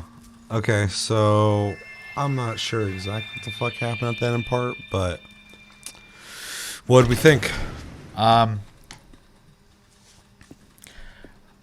think that and this is gonna be a weird, I guess not really segue, but thought that came from this. When I see this, I just think about what the next Dragon Quest is gonna look like. That's fair. I would be really excited if we got a Dragon Quest reveal. They announced one like last year. Yeah, no, but like some actual visuals. Like visuals, yeah.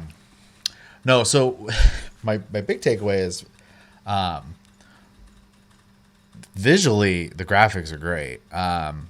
It is weird seeing the Kingdom Hearts stuff in this like very realistic world.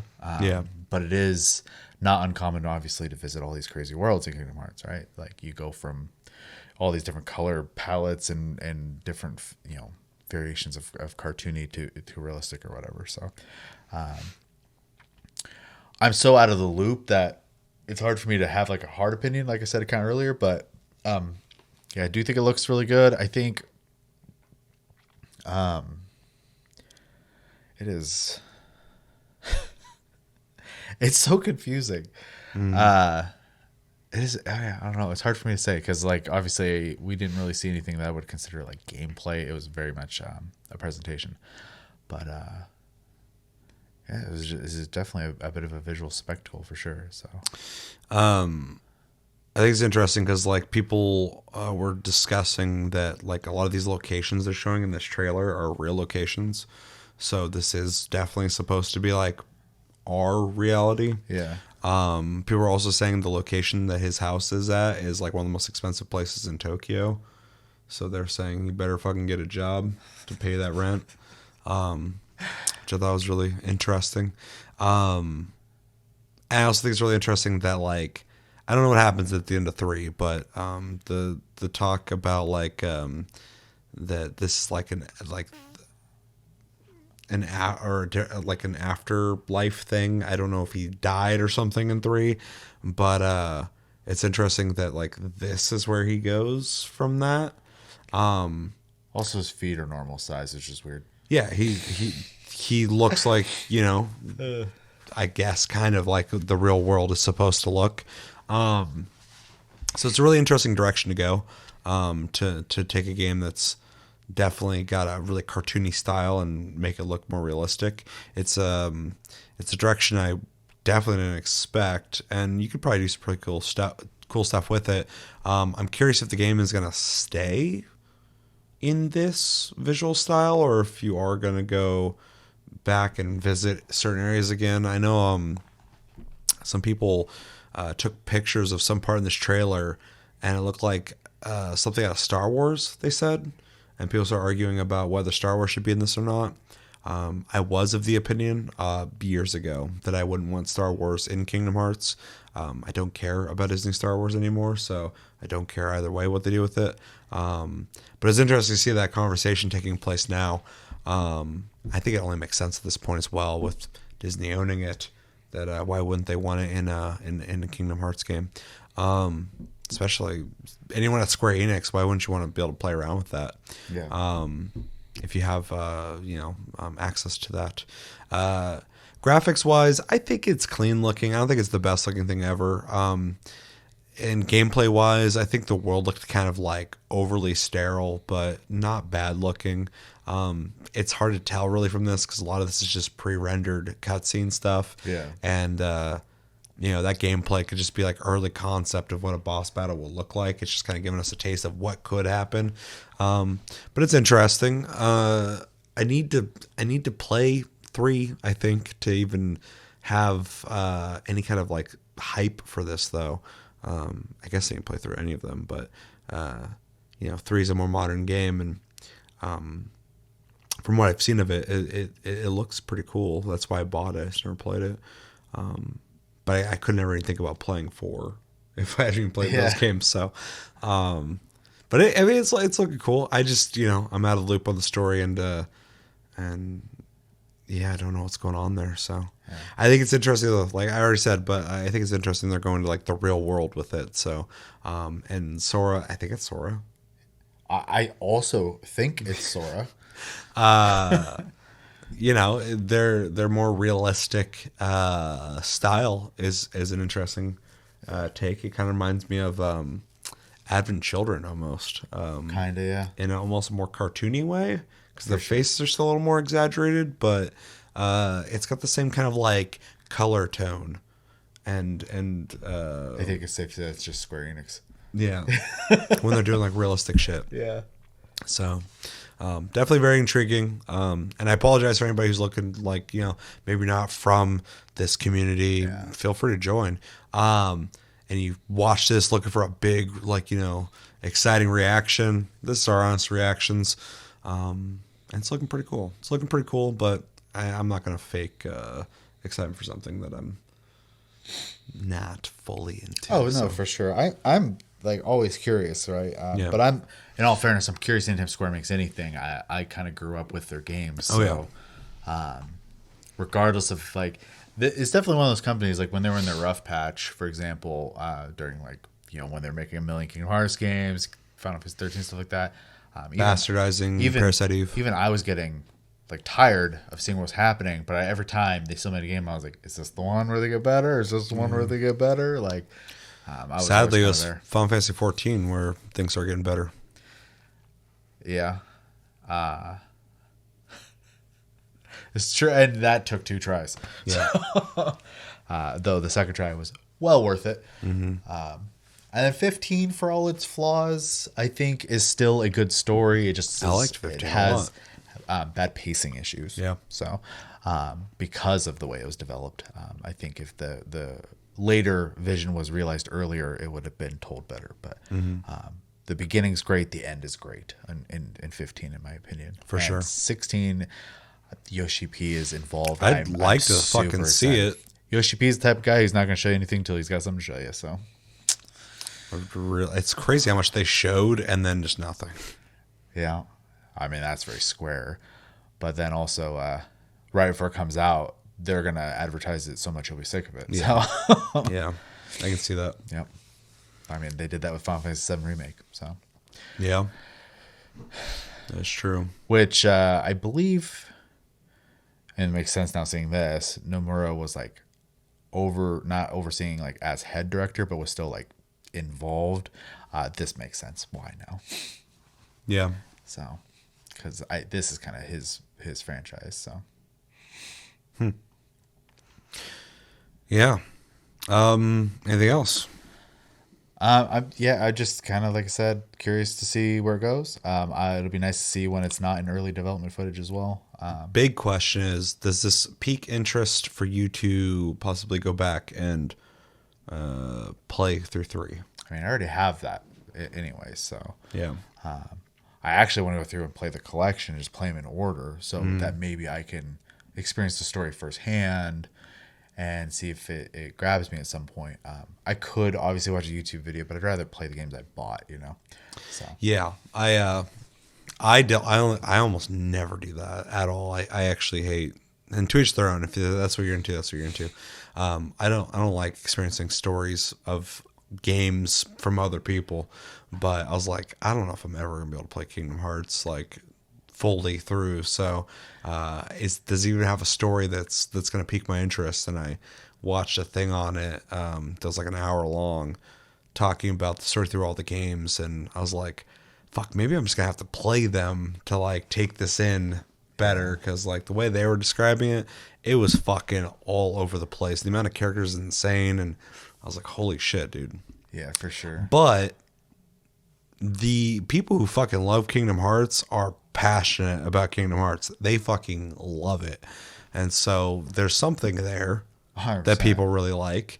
And so Well, that kind of storytelling works for some people too, where it's Sure. like, oh, I mean, the guy who made it, like that's where his brain's at. He's not the only person in the world like that. So well, I'm a big Hideo Kojima fan, and his brain goes well, everywhere. yeah, I mean, like even like looking at Death Stranding, you get the story going through the game, but really the ending is what kind of like brings it all Yeah. together. So Yeah, it's Kojima though, because like you Metal Gear Solid 2, the whole game just like, you know what the fuck's happening, and at the end you're like, I think I know what's happening. and then a huge conversation to tell Yeah. you what happened. Yeah.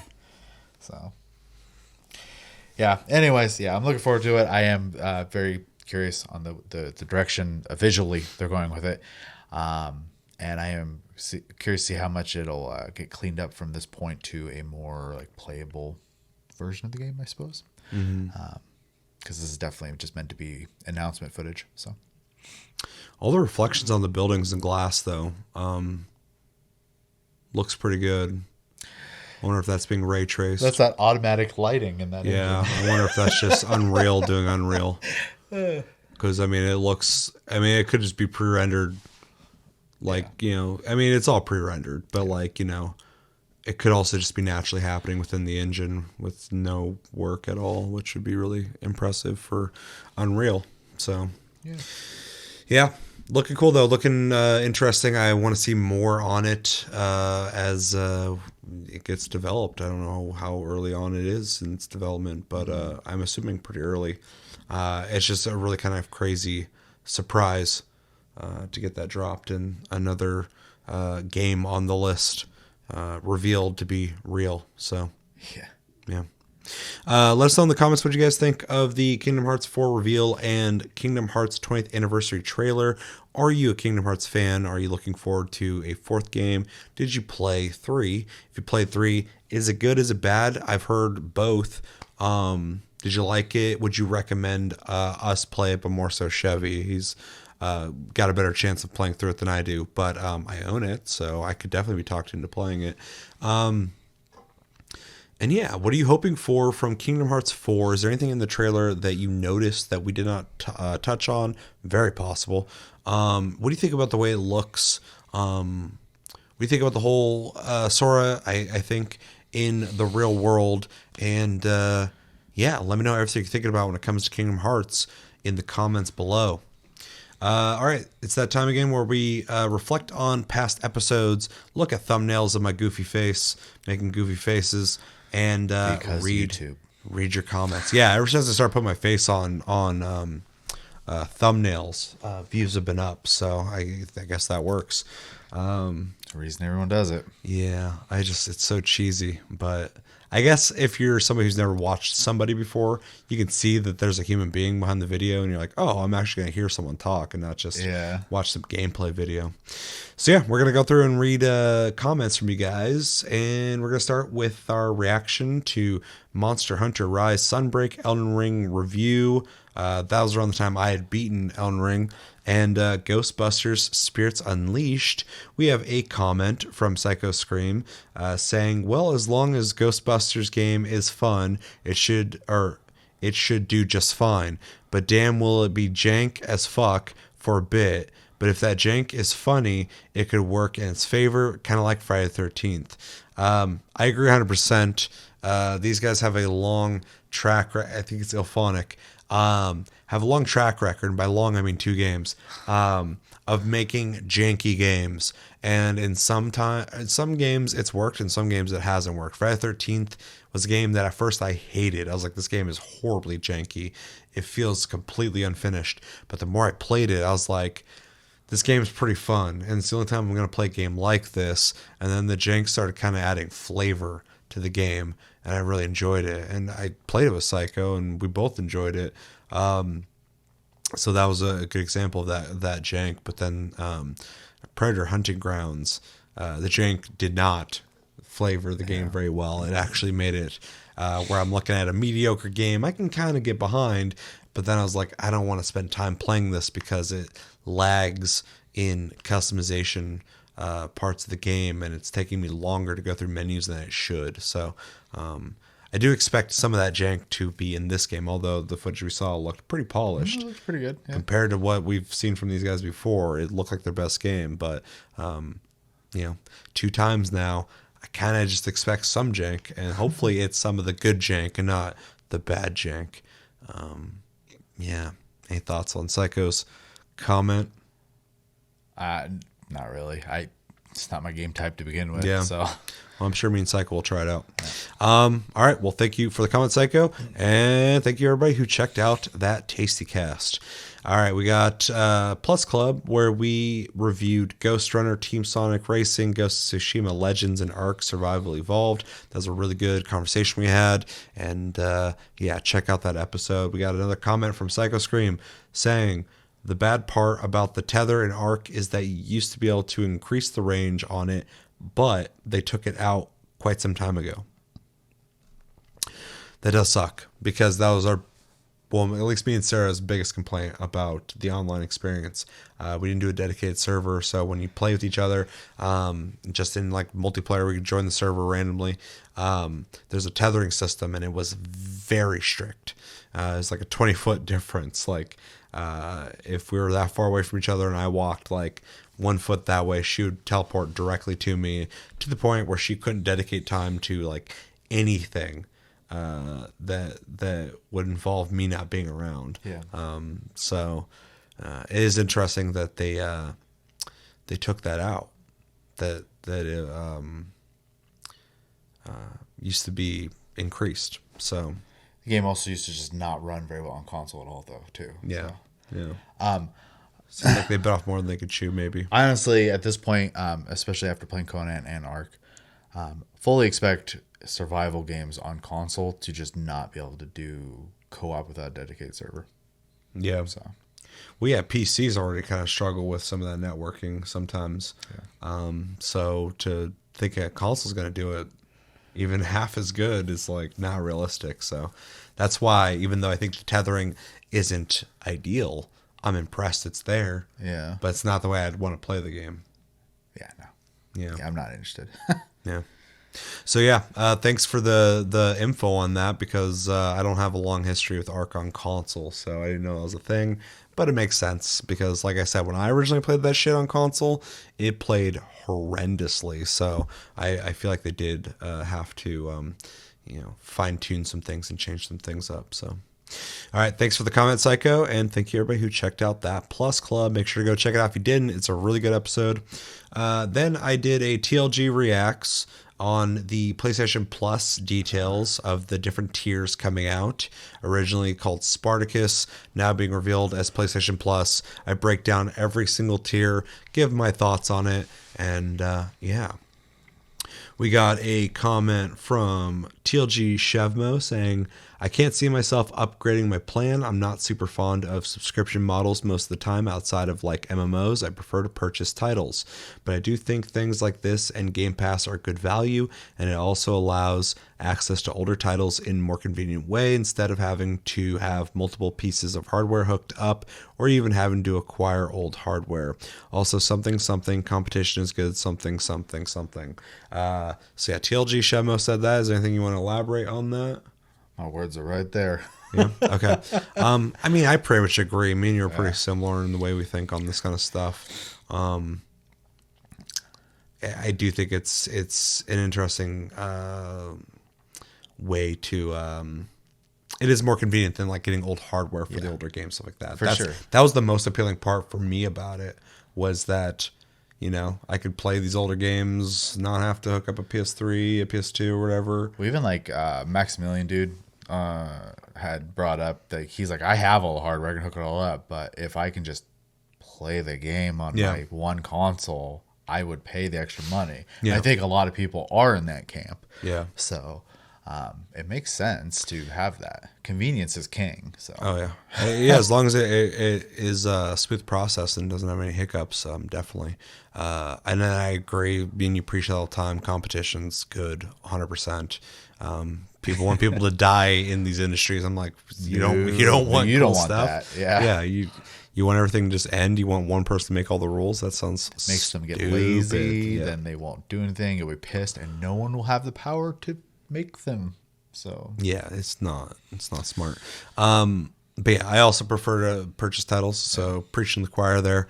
I also don't like to typically do subscriptions. I'm not opposed to it as long as there's value. I do plan on trying the highest tier of this when it comes out, see how it is. But I'm also okay with sticking with what I got as well, because I like what it offers. So we'll see when it comes out. But yeah, the biggest thing I am excited about is the older games, honestly, because any game that's new that possibly could be on this, I already have it. So, and I'm going to buy it because I always say this. I feel bad because some people might be like, well, I don't have the money to be buying all these games. I completely understand. Sure. That. Yeah, I completely understand that. And if you can, I hope that you would support the games you like. But if you can't, I get it. But I am a firm believer that if you really like something someone makes, you should support it in any way that you can, even if it's telling people about it. And so, because I do have the means, I like to buy any game that I'm excited for, because I'll buy a game twice just to make sure that my money's going towards the things I support.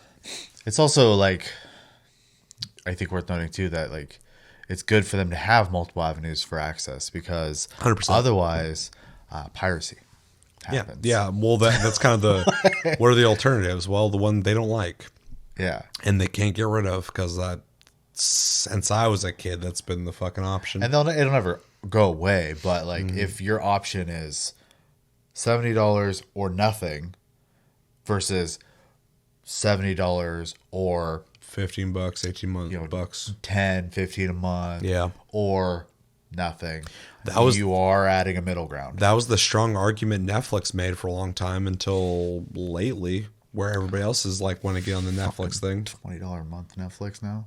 Well, that on top of Peacock, Paramount Plus, HBO Max. Yeah. people are like, well, I guess I'm gonna go back to pirating. Or the thing I this is a bit of tangent, obviously, but like the one thing I've seen discussion on too is like the amount of people who just wait for like, you know, your HBO, for example, to have like 2-3 shows that you want to watch. You pay for a month, you binge it, you cancel it. Yeah. And you're seeing that a lot. That's now, what too. I tried to do, but I just pay for it. I need to cancel it. That's just neglect. Yeah. But there are a lot of people who are just bouncing, hitting a show up real quick and leaving, which is it sucks to jump through those hoops, and it is going to promote more piracy because there are people who don't want to do all that work. And I understand them wanting to have their own thing, but I also think it's weird that they wouldn't just want their stuff everywhere. So. Yeah, I agree. Well, we'll find out when it comes out, though. I'm sure we'll both definitely check it out and see how it is and make our decision then. Yeah. But, subscriptions. Thank you for the comment, Chevy. And, I wasn't there, so yeah. I wanted to contribute in some way. Definitely. All right, next comment is from Jared Dunn saying, great video. Thank you. Appreciate that. I'll probably go with the premium package when it comes out. Having access to around 740 games across all PS platforms is a huge selling point for me. I mean, that's a big deal. 740 games is nothing to scoff at. Convenience is king. Yep. I think it'll allow me to explore games that I would never go out of my way to play. That's my big thing too, because like I already buy a lot of games anyway, and there's still other games that I'm like, I'm not fully sold on you, but I would like to try you. That's also a big reason we do Plus Club. Yeah, 100%. So yeah, it's my favorite part of Plus Club is playing games I would never play. And even with that, I've obligated myself for the channel. On something like this, I got 740 games. Games I'm still kind of like, I don't really need to play a game. I'll probably skip right over it because with 740 games, I got so many fucking options. I don't have to play that. I can play something else. Yeah.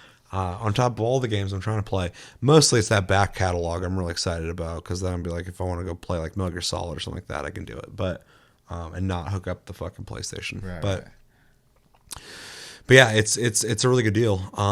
Especially if you're a fan of PlayStation, like this is for you. Like I see a lot of people going like, well, it's just like back catalog games and PlayStation games. So I'm like, yeah, but if you're a PlayStation fan, that's heaven, dude. Like, and PlayStation has made some of the most legendary games in gaming every generation. So ever. Yeah, since PlayStation, they have been making some of the biggest and greatest games ever made in gaming. Yeah. So you're gonna have plenty of stuff to play with 740 games. So definitely will be worth it.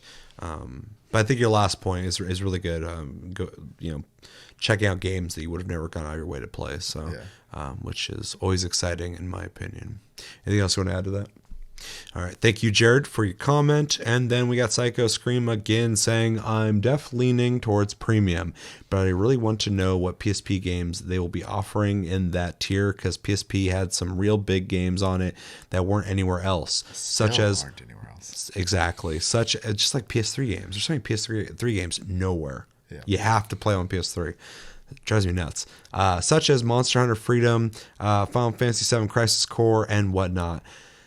And I responded to you, but I'll just say it for everybody. PSP is something I skipped over, but there's all these games I really wanted to play on it, but because of the limitations of not being able to play it because I didn't have a PSP because I'm not a portable guy, I never played them. So yeah, the games you're mentioning right there, games I want to play. I didn't play those. I think Crisis Core got released later on things, didn't it? No? Well, yeah, hopefully it's hopefully they got a good PSP catalog of games on this because there's a lot of games that I just never had a chance to play, which is exciting for me. I would definitely want to check this out. I also want to see how a PSP game would play, on a modern day console. So see if it lives up to modern day expectations. Anything you want to add to that? No, I mean, I think the points are all right there. I definitely agree with that. There's a catalog of games that are locked the same way like Kenny said with the PS3. I mean, an example of that is that, and it's always, for some reason, always an example that gets brought up, but the one game where like it's kind of like a card system, but it's like an action combat game and you capture the different monsters and stuff like that. And you go Folklore. Yeah. Yeah, That's PS3 only. that was a cool game. Yeah. Yeah. So PS3 had a lot of weird little one-off games that were neat. yeah, it kind of reminds me of like the PlayStation 1 and 64 era in that regard. So Yeah, it just had a lot of meh too. So PS3 was their speed bump. That was their hiccup. when you're making cell processors that your devs can't make games for. Yeah, and at least they tried something. They did, yes. I mean, some of the games on PS3 looked amazing. So They're just still paying for it now. yep, yeah, it's fucking crazy. All right, anything else? Nope. Thank you again, Psycho. Yep. Thank you for the comments, everybody, and thank you for watching that episode. Last video we are checking out is our review of Humankind, where we talked about Humankind, talked about Civilization a lot as well. At least I did, because the games are fairly similar. It's hard not to draw a comparison. And yeah, one pretty much invented the genre, so it was hard to not bring it up. But I think we had a really good conversation, and definitely go check that out. The views at least got over 100. That was cool. Typically on Game of the Month, I don't expect it to. Yeah, it's a very personal show. Yeah. So that's cool. Especially with a game like Humankind, I'm like, not a lot of people. Yeah. Like, that's not a super mainstream game, I guess. So. All right, so first off, I'm just going to read what I said. In the Humankind review, in the background, and I listened to the video multiple times now, you can hear one of our cats, Merrick, just screaming every once in a while. Yeah. And one part of me, I think it's fucking hilarious, because it's so ridiculous and unreasonable. Another part of me goes, I do a show that people listen to, and I expect them to have a pretty decent audio experience, and it's not very cool to have a constant sound in the background like that. So I want to apologize for that, and so I let people know as well, my comment saying the backstory on the cat in the background for anyone wondering. I let Merrick, which is our cat, into the studio for the first time. Literally the first time he'd ever been out here was right before we started filming. And kicked him out, which apparently pissed him off. Lessons learned. Out of the two cats, that one's kind of skittish, so he like came in slow. He's checking everything out, but then he got really interested and wants to start climbing things. I'm like, no, we gotta start filming. And I kicked him out. As soon as I shut the door, he just like looked at me as the door was shutting, and he started yelling. Yeah. And we waited for a little bit. I'm like, The entire duration. we waited a little bit. I'm like, is he gonna do that this whole fucking time? And we opened the door, and he's just like looking at us, and I'm like, dude, go fucking do something. Yeah. And he shut the door. He started yelling, and he just did that the whole episode. So it's pretty funny. Also kind of annoying. So hopefully it didn't bother anyone too much. But I thought it was kind of a funny story, because there was bad timing on my part to go, hey, you should come in here for the first time ever. Luckily, he wasn't as vocal this episode. I was a little worried that, like, I was like, is he going to do this every time we film? No. Like set your precedent, yeah. Yeah, I was, it was scary the whole time we filmed that. So anyway, backstory on that. We got a comment from Pete Pretorius, saying, this is a little bit of a long one. Love the format, guys. I really enjoyed the structure of 1, individual reviews, 2, grades, and then 3, recommended 4. Thank you very much. I'm glad that you enjoyed it. I also am glad you enjoyed the structure. It's something I kind of thought about quite a bit, and it's evolved over time. So I'm glad you appreciated it. In Humankind, Seth, I'd recommend following Sarah's lead and fighting all your battles manually. The combat is really where Humankind dramatically outpaces Civilization, in my honest opinion. And I find it a lot of fun micromanaging battles by using terrain, walls, elevation, and unit matchups to your advantage wherever you can. Struggling to win in a tough battle where you clearly are outnumbered is really satisfying in Humankind. If you skip over that or automate it, you're really shortchanging yourself, I think. Fair points. Like I said in my review, at least, I did a little bit of both. I pick and choose when I did the automation, but I see where you're coming from, and I do see that if you are fully enjoying the combat, in which I don't even think I got the full experience on it, it would feel like you were less hands-on with your experience and not fully experiencing the game. So I appreciate the support and reinforcement to play that way, and especially the way you're saying it. I appreciate the constructive criticism. It's not even criticism, but you know what I'm saying. Like, you're not like, you didn't play correctly. The opinion. Yeah, it's cool. All right, continuing. It's hard to compare Civ to this. In many ways, I feel it's comparing modern fantasy fiction to Tolkien.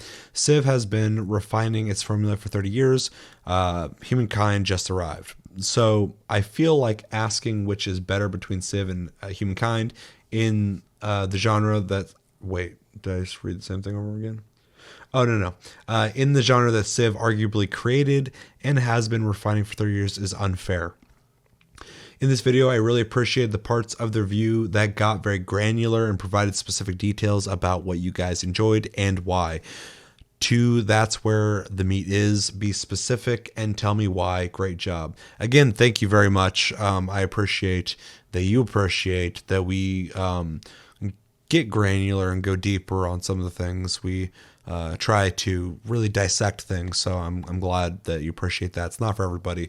Some people don't have the patience for that kind of conversation, and but we, it runs long around here.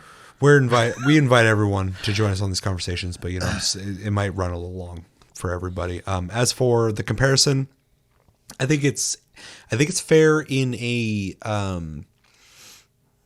realistic way because they're in the same genre. But I do agree that if we were comparing it directly to Civ in what Civ has learned over the time and its evolution, that is unfair. I think I was pretty clear a couple times on that. Humankind does have a really good foundation, and I mentioned multiple times that Humankind 2 or maybe an expansion could really refine Humankind to something even better, because I think where they're starting right now is a really good starting point. So I do agree with you to outright go like, this isn't as good as Civ right now would be unfair for sure. But in a realistic fashion as well, these games both exist together. And in my opinion, as of right now, one is better than the other, but it has been around longer. So, of course, it's going to have some things worked out. But there's a lot of really cool ideas in Humankind that I think if given enough time could flesh out into something that I think would be really great. So, and it's already on a good start for that. So I agree with you on that for the most part. And is there anything you want to throw in here? I mean, like, unfortunately, I can't remember exactly what I said in that video. But at least the way I feel at this current moment, I feel like I also had mentioned that I didn't really have like a hard preference one or another. I do kind of lean towards Civ just because it has been out a while and I am comfortable with it. And I don't think Humankind is different enough yet. But I would absolutely sit down and play Humankind. I did not dislike my time with it. We all gave good reviews for it, sure. It is a fun game, and I am excited to see, hopefully, how they decide to continue to differentiate themselves within that same genre, because it's important. I don't want it to be a clone. I wanted to take those fundamental ideas and do the original thing, and they have done a lot of that in that game. So yeah, it's got a lot of really cool ideas that they could go even deeper on. Like I said in the video, one thing I would like to see them do is take the manual combat further and make it even more intricate. And I admittedly didn't even try it. Yeah, mostly because I knew it was gonna make the game longer. Yeah, and you also said too that you prefer the micromanaging aspect of those type of games and not, I guess, the intricacies of the combat. Yeah, because I don't like lean towards things like Total War, and even in like RTSs, I have a couple I like, but I'm not like a huge fan of the whole genre. Yeah, you're not looking for like that active combat at all. Yeah, that makes sense. I like the turn-based strategy for sure, and even that I try to find as much like speeding up as I can because at least in my experiences with Civ, many of unfinished games because of the length. So Yeah. and if I Oh, yeah, dude. save the game and come back to it, I forget what I was doing. So the strategy's out the window. Yeah, you got to commit like a full day to a game of Civ, and if you don't finish it, it's hard to come back to it. Yeah. So, But yeah, I mean, otherwise I think you have very fair points, and I appreciate that they were presented as your thoughts and points, and not as a I'm right, you're wrong. And that's really well definitely- done. Yeah, I enjoyed reading this, and I enjoyed your insight. And again, thank you for your thoughts on what we're doing with the show. I appreciate it. So yeah, thank you, Pete. Moving on, we are on our last comment, another big one. This is from Donaloa.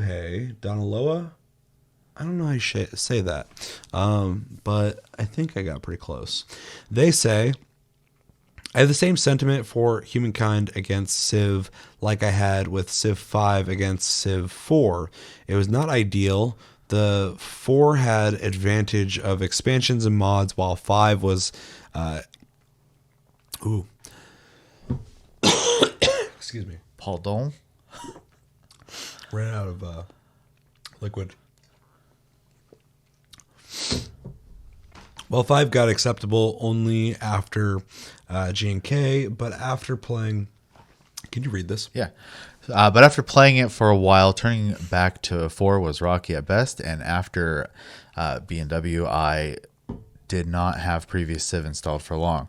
Mostly getting bored or frustrated, or rather, and frustrated halfway through. Same goes with Humankind now. It's rough around the edges, to say the least. But as Amplitude sat to a genre with baggage of the Endless series on its back, with only a single fully comparable title, rather than trying to create a game fans of 6 previous games could marry, it feels fresh and better throughout. Unfortunately, it's also visibly rushed, and there's a lot of ideas that were pushed through the gate while they needed a bit more time on the drawing board. So this, first off, I was right about Amplitude and Endless. I knew they had worked on strategy games before. Mm-hmm. So, and they've worked with Sega before as well. So that's interesting that they already kind of have a pedigree on working on strategy games. But pretty much what you just said is how I feel about Humankind, almost to a T. Like, there's a lot of really good stuff here. It is rough around the edges, though, for sure. It needs refined a bit, but yeah, I pretty much agree 100% with what you said. Well, again, it's a great foundation to start on. Exactly. So, yeah, a lot of really cool stuff going on here, especially because they've already worked on strategy games. They've already made strategy games that I enjoy.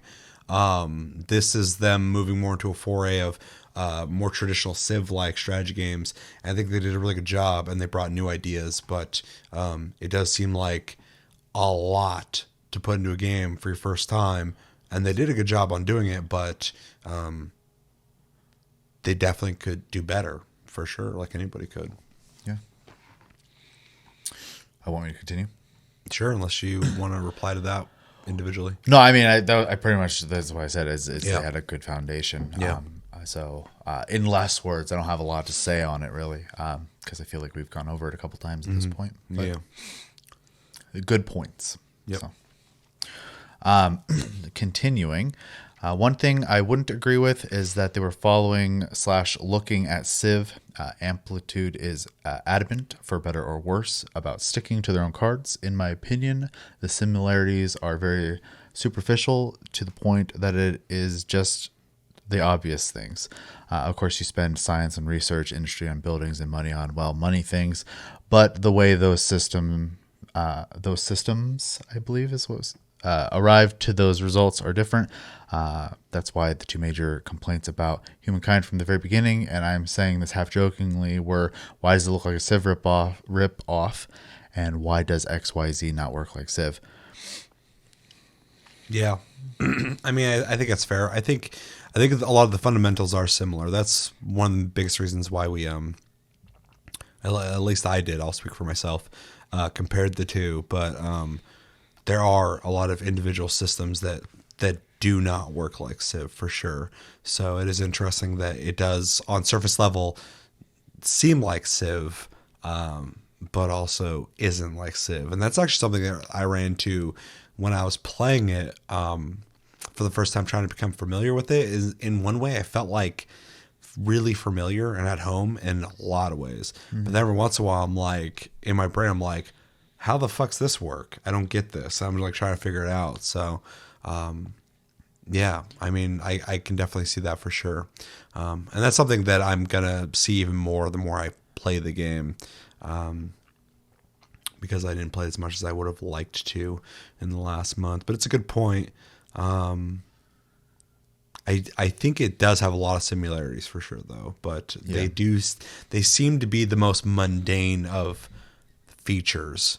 The things that it almost is impossible. It's like the bare bones stuff to get away from. Yeah. It's just like the base of how this genre works. But, you know, you play a game like Total War and it doesn't have a similar system of the way the game plays as Civ, whereas this does feel a lot more Civ-like than a game like Total War does. Because when I play Total War, any of the Total Wars, I'm like, this is a different game. Yeah. This is an alien game. I mean, that's a combat simulator pretty much, but yeah, for sure, but it's still a strategy game. Yeah. So fuck Total War.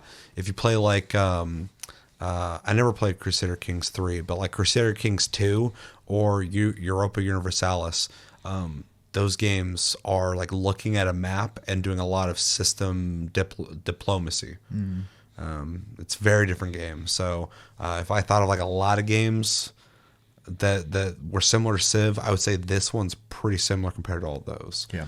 But again, has enough things that are different. So I would not call it a Civ ripoff, so at all. But I feel like it is inspired by it. Yeah. I mean, just to kind of respond, I guess, to the half-jokingly major complaints. Why does it look like a Civ ripoff, and why does XYZ not work like Civ? My brain a little bit went to the latter one. The first one didn't even cross my mind. I always welcome competition. For sure, me and too. Ideas in genres. But the latter, I think, is just programmed. You know, like you play a game, it feels familiar, but it's also not. So your brain goes, why isn't this functioning the way I know how to do it? So, well, if I play any first-person shooter nowadays, and the control scheme isn't close to what most first-person shooters are like, I'm like, what the fuck is going on? Yeah. Like, why is this not if it's on a controller or something, like, why isn't circle crouch? Why isn't clicking the right stick melee? Why isn't square action? Yeah. Like, why isn't triangle switch weapon? Yeah. X jump, that kind of shit. So, but, all these games are different, but there is something you fall back on typically that seems to be a standard, but some people deviate from it. So, yeah. And then finishing here, also a small spoiler, there's a surprising future effect for cats or ferrets, ? It changes which animal will be in the image, wearing tiny, adorable spacesuit if you pursue the Mars colony and complete it. That's adorable. So yeah, when I responded to that, I was like, I need to play through just to see that, because I didn't know that, because I did encounter the cats or ferrets thing when like rats are like running all over your city. It's like, what do you want to use? You pick one or the other. Yeah. And I guess that has a thing towards the end that affects that. Which I love those kind of small little details anyway in games. Like, they didn't need to do that, but they did.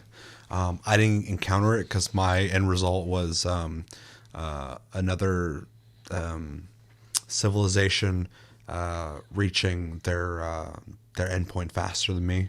So I didn't do the Mars colony. I didn't think I reached the end of my game. It was just going too long. Yeah. So I had mine sped up so I could experience the whole thing quickly. Yeah. So yeah, I didn't experience that, but I would like to check that out because I think that's pretty cool. I would have not been looking out for that until I read your comment. So I appreciate the shout out on that. I mean, it's a small spoiler, but I don't think it really affects a whole lot. So I think you'd have to be pretty spoiler sensitive to be bothered by that one. Yeah, you have to be like a big fan of Humankind first, and secondly, really hate spoilers. Yeah. Which I don't like spoilers either, but like. Yeah, that's a weird one for me. Yeah. I mean, I appreciate the warning, but yeah, I mean, I love flavor like that in games. I think it adds personality, which is important. So yeah. Anything else? All right. Well, thank you for the comment, Donalo, and Pete, and everybody else who commented and saw the videos that we put out recently, and yeah, we really appreciate it. But that's going to do it for this episode of Tastecast, episode 164. As always, thank you for watching. Make sure to like and subscribe if you enjoy this episode. Make sure to check out our other episodes. Check out our socials and streams links down below. Check out our Discord link down below. You can talk to us anytime, all the time. We're on iTunes, Spotify, and other podcast platforms if you prefer to listen to us in audio form. And we have a Patreon if you'd like to support this channel more than liking, commenting, sharing, and subscribing if you're brand new. My name's Seth. Thank you for joining me, Chevy. And thank you guys for watching. And until the next episode, have a good one and take it easy.